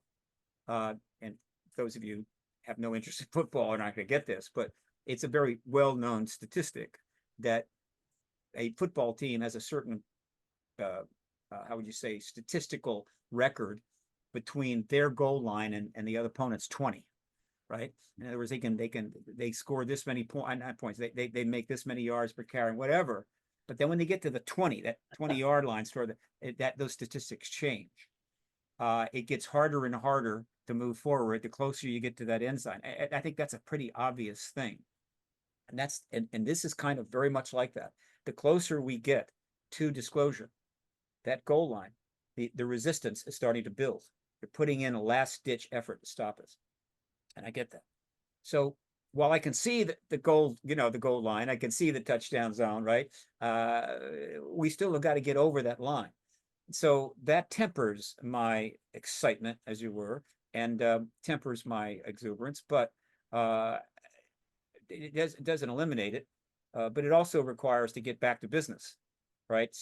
Get back to business, get this done. And finally, the worldview change and actions that must happen to end the nuclear arms race, the existence of those nukes, and start shifting the nations of this planet away from simply wars, politics by other means, is going to take everything we've got. In other words, it's going to take worldview change within politicians, within those who support the military, within the citizens. And so everything and anything that advances that is great. So people that are creating mass meditation movements and what have you, fine. Those that want to go out and that are going out and trying to convey these messages along the lines that you've been talking about, to the extent that they are moving us away from violence to destruction to construction, from violence to engagement. In other words, nonviolence. That's what we got to have. we we are an incredibly violent species. I do not think that is unusual. I happen to believe that the violence that humans possess and their capabilities there is a direct result of the very nature of natural selection. We just didn't arrive yesterday. Humans are part of billions of years of evolution, trillions of species dying and new species coming along, and genetic changes of adaptation. And the survival of the species is a very violent process. I hate to tell you, and virtually in almost all species of animals, certainly, it's a very violent process. It's just humans are extremely capable and technological, and therefore we've taken violence to a level that almost any other animal could not do. But chimpanzees can get pretty riled up too. So it's still the same thing. So I think it is a process which has happened on countless planets. And so you develop a highly technological, sentient, but very violent entity there. And they have to get through that, particularly as their technology reaches certain points. I mean, this has been discussed many times. I'm sure there's a couple of books on it. So this, I'm saying it crudely, but it's that simple. We are, by genetic evolution, a violent species, and our capability of exhibiting that is really extraordinary. So extraordinary that we could literally destroy continents, oceans, we can destroy the sky, and we can kill billions of our species. That is about as violent as it gets. So we've reached that point in all of these billions of years, and the evolution of the last 300,000, well, the evolution of the Homo species and the Homo sapiens species, we've reached that point where, hey guys, you got to stop that, right? I mean, it's time you got to give that up, and it is a conscious act. You know, you're not being driven by demons or anything. It's a conscious act. You can give this up, but you have to decide now, because you no longer have the luxury of being a violent species, product of a violent process called survival of the species. And it has fallen on our watch. You know, in other words, we are the ones that are being challenged with this, right? From the baby boomers on. Right now, whether the Gen Zs get this or whether the millennials get this, I don't know, but certainly there's a hell of enough material out there on YouTube for them to figure it out. It's on your watch, guys. You're going to have to facilitate this transition. You're going to be key. The current recent 2 generations are key to this worldview change. And you have to do it. And we're going to help, at least as many of the old guys are going to help if we can. But if you don't do it, you don't have a future. Your children will probably never even be born. Or if they are born, they wish they were dead. I mean, it's that bad. You have to do this, right? Because that's where we are. Now, the $64,000 question is to how far will the extraterrestrials go to prevent us from making the wrong decision, prevent us from failing in this regard? And I do not know. There are things that they have done which point towards a positive intervention. There are things that have done that point away from that. We just don't know. And so until we do know, we have got to assume they're not going to do anything more than they're doing now. Turning off our nukes, for instance, getting messages to school children or contactees about the destruction that lies ahead if you don't change your ways, that kind of stuff. Will they do more? I don't know. But they are a player here. They are a factor. So one way or another, this 300,000 year, 300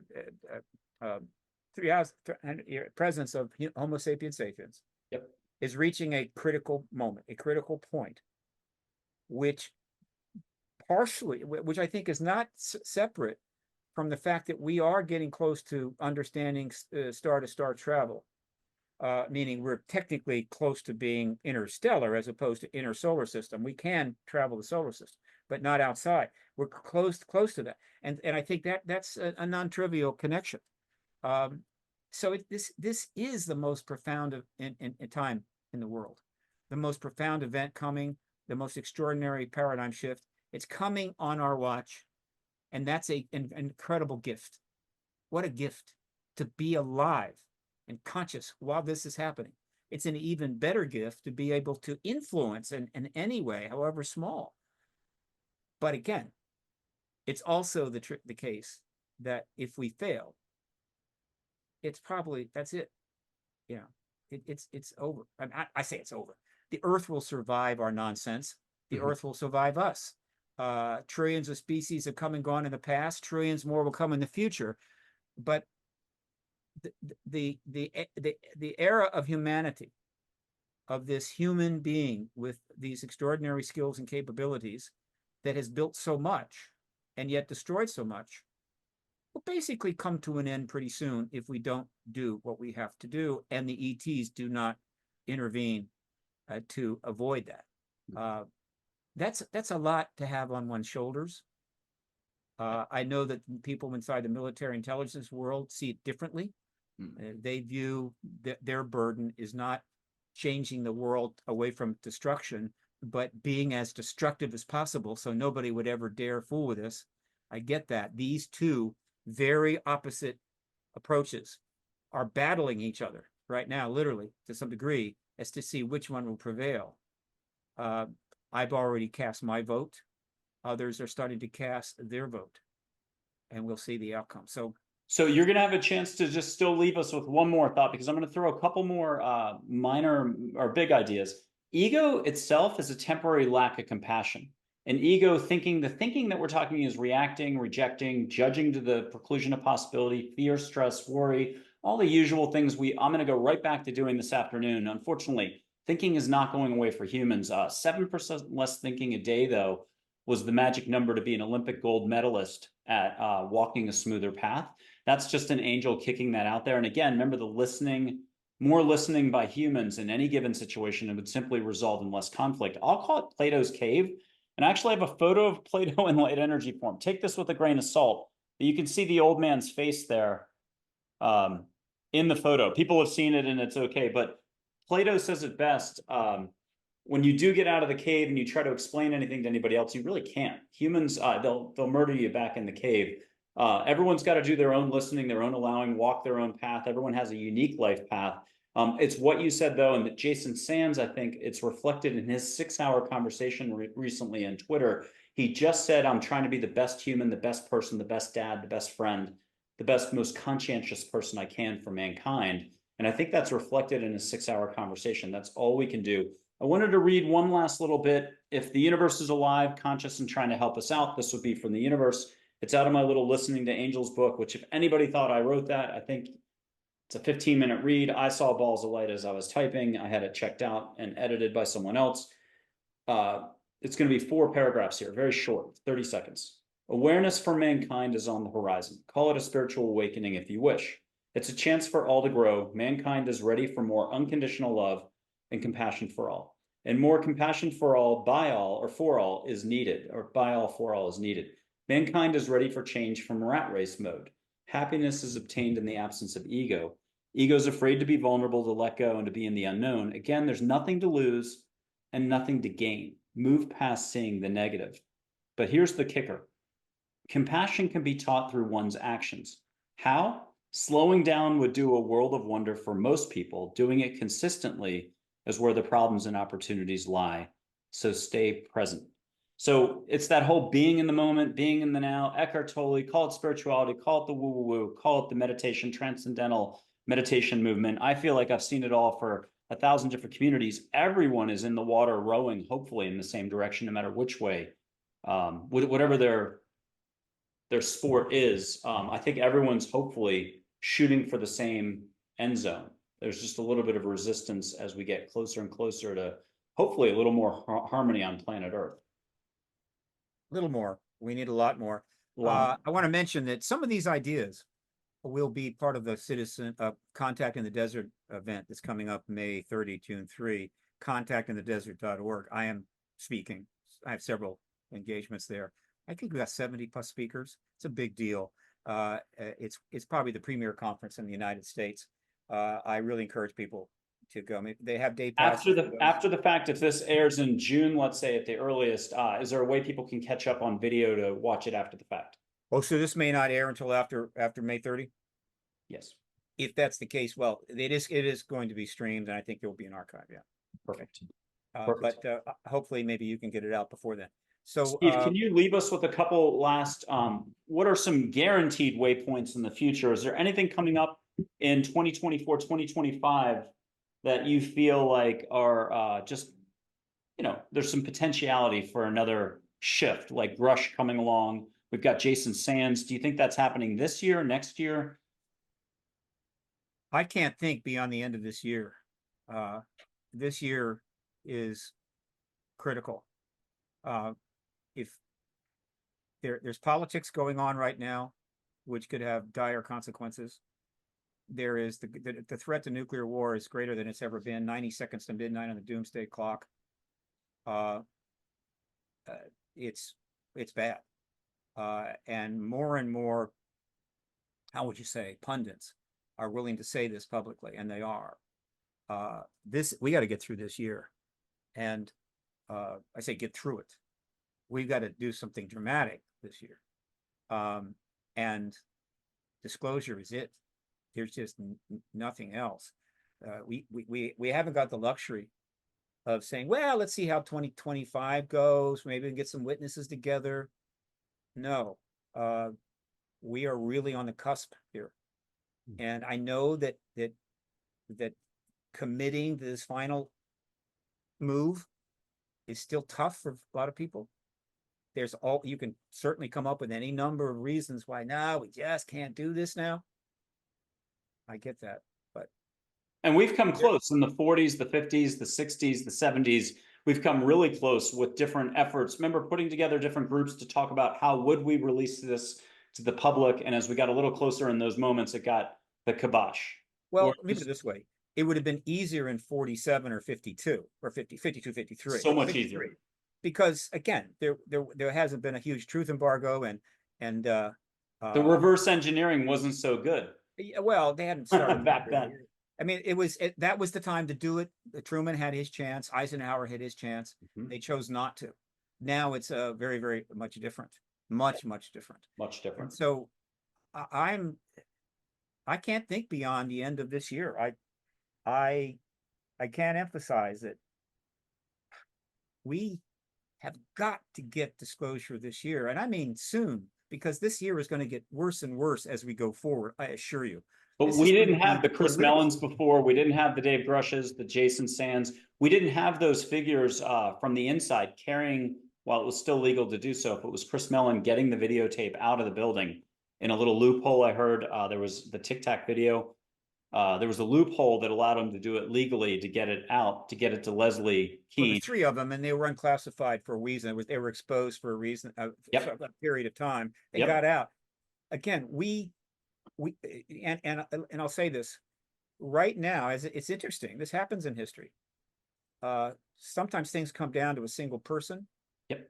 And in this case, it does. And that person is Mark Warner, a good man who's the chairman of the Senate Intelligence Committee. He has the power to call the hearing that will end this truth embargo anytime. He could do it tomorrow. Yep. I can imagine all of the considerations that he has, that he has to factor. That witnesses are ready to testify. Yep. The overall public awareness couldn't be higher. I've got to add one more. Like you've mentioned nuclear weapons, mankind's survival, but I'll mention one more.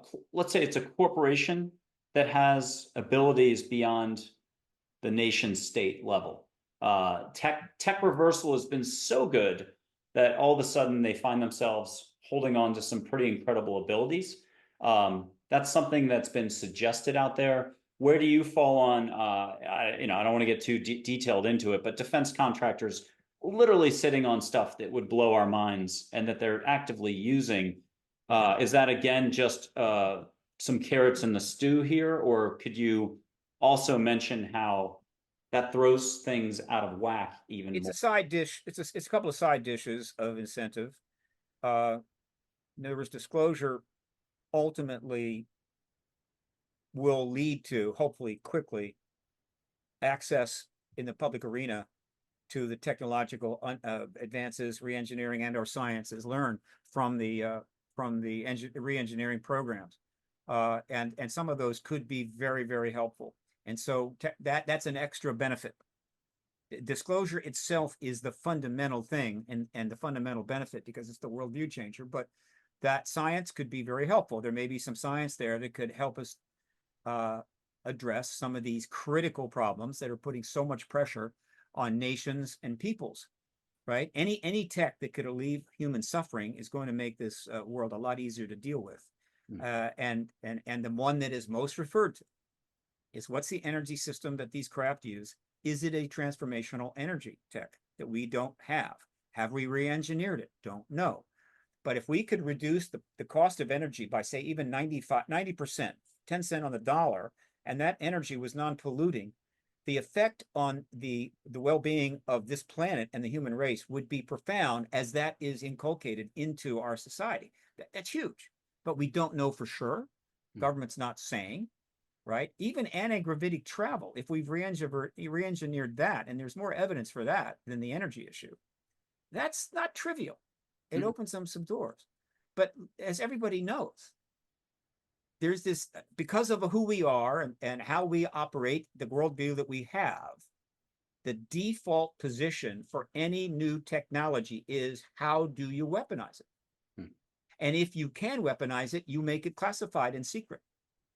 And then nothing that we're talking about, though, for disclosure, addresses human thinking and its propensity for warfare and violence and, more peace, the fluffy stuff here, or whatever you want to call it. If, again, we're not changing our thinking and we do disclosure and these things come out, it just becomes a more obvious chess game with greater stakes, but now using alien technology or something like that. I'm trying to say there's. I mean, both have to happen. I mean, the technology could become available. But without the worldview change, I don't know.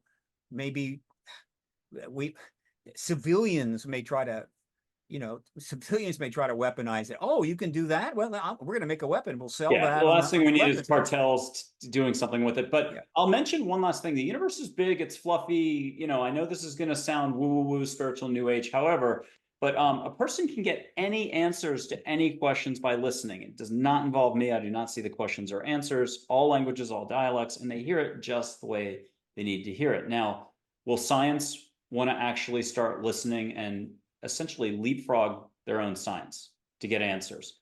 The Australians seem to be amazing at it. New Zealanders are amazing at it. Canadians, India, America is probably 6th or 7th, in my opinion. But 49 pages of answers. I just checked in every 2 hours. How fast can you write? How many of these do you have? And you might need a second legal pad.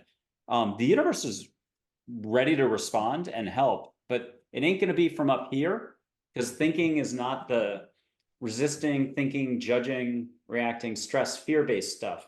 It's going to have to be from, it's opening openness, to borrow from Zen or Tibetan Buddhism. This is about some sort of just letting go and allowing that happens. Call it telepathic or whatever, but my experience for 12 years for a few thousand folks is they get a direct experience. They get anything they need. You feel better. You feel lighter. You ditch the trauma from childhood that had sent you cascading or from the military or from wherever. Life is difficult here. But I do have a message for folks that is whatever you'll allow for is what you'll bring in. The universe is ready to sort of respond. I'll leave it at that at my end. Steve, can you have the last word here for one last thing that you're excited about? Or do you have another person that inspires you? Is there somebody you go to tune in on Twitter, on YouTube, that you're always interested in their perspective? Is it a Richard Dolan out there? Is it more of Vinnie Adams? Is it more, who are you tuning into to get some information from time to time? And you love how they're handling in a mature, you've handled everything in a super mature, adult, professional, helpful way. And I have to thank you for that. Who do you look up to a little bit? Is it Chris Mellon, Gary Nolan? I look up to all of those people. Okay. Everyone that has come out since 17. Oh, yeah, it's since 17. I mean, there are people in the field, obviously, that I admire, but the people that have come forward since 17 as part of this process, who have taken a lot of hits and trolling on the internet. When you're in an area like this, you're going to take the hits. I mean, that's just the way it is. I admire them all. And I hope they'll get properly recognized for the very difficult challenge they took on, which is let's finally end this truth embargo once and for all. probably one of the persons I admire most in the world, though, is Danny Sheehan, Hmm. the civil rights and human rights activist who is taken this issue on full out.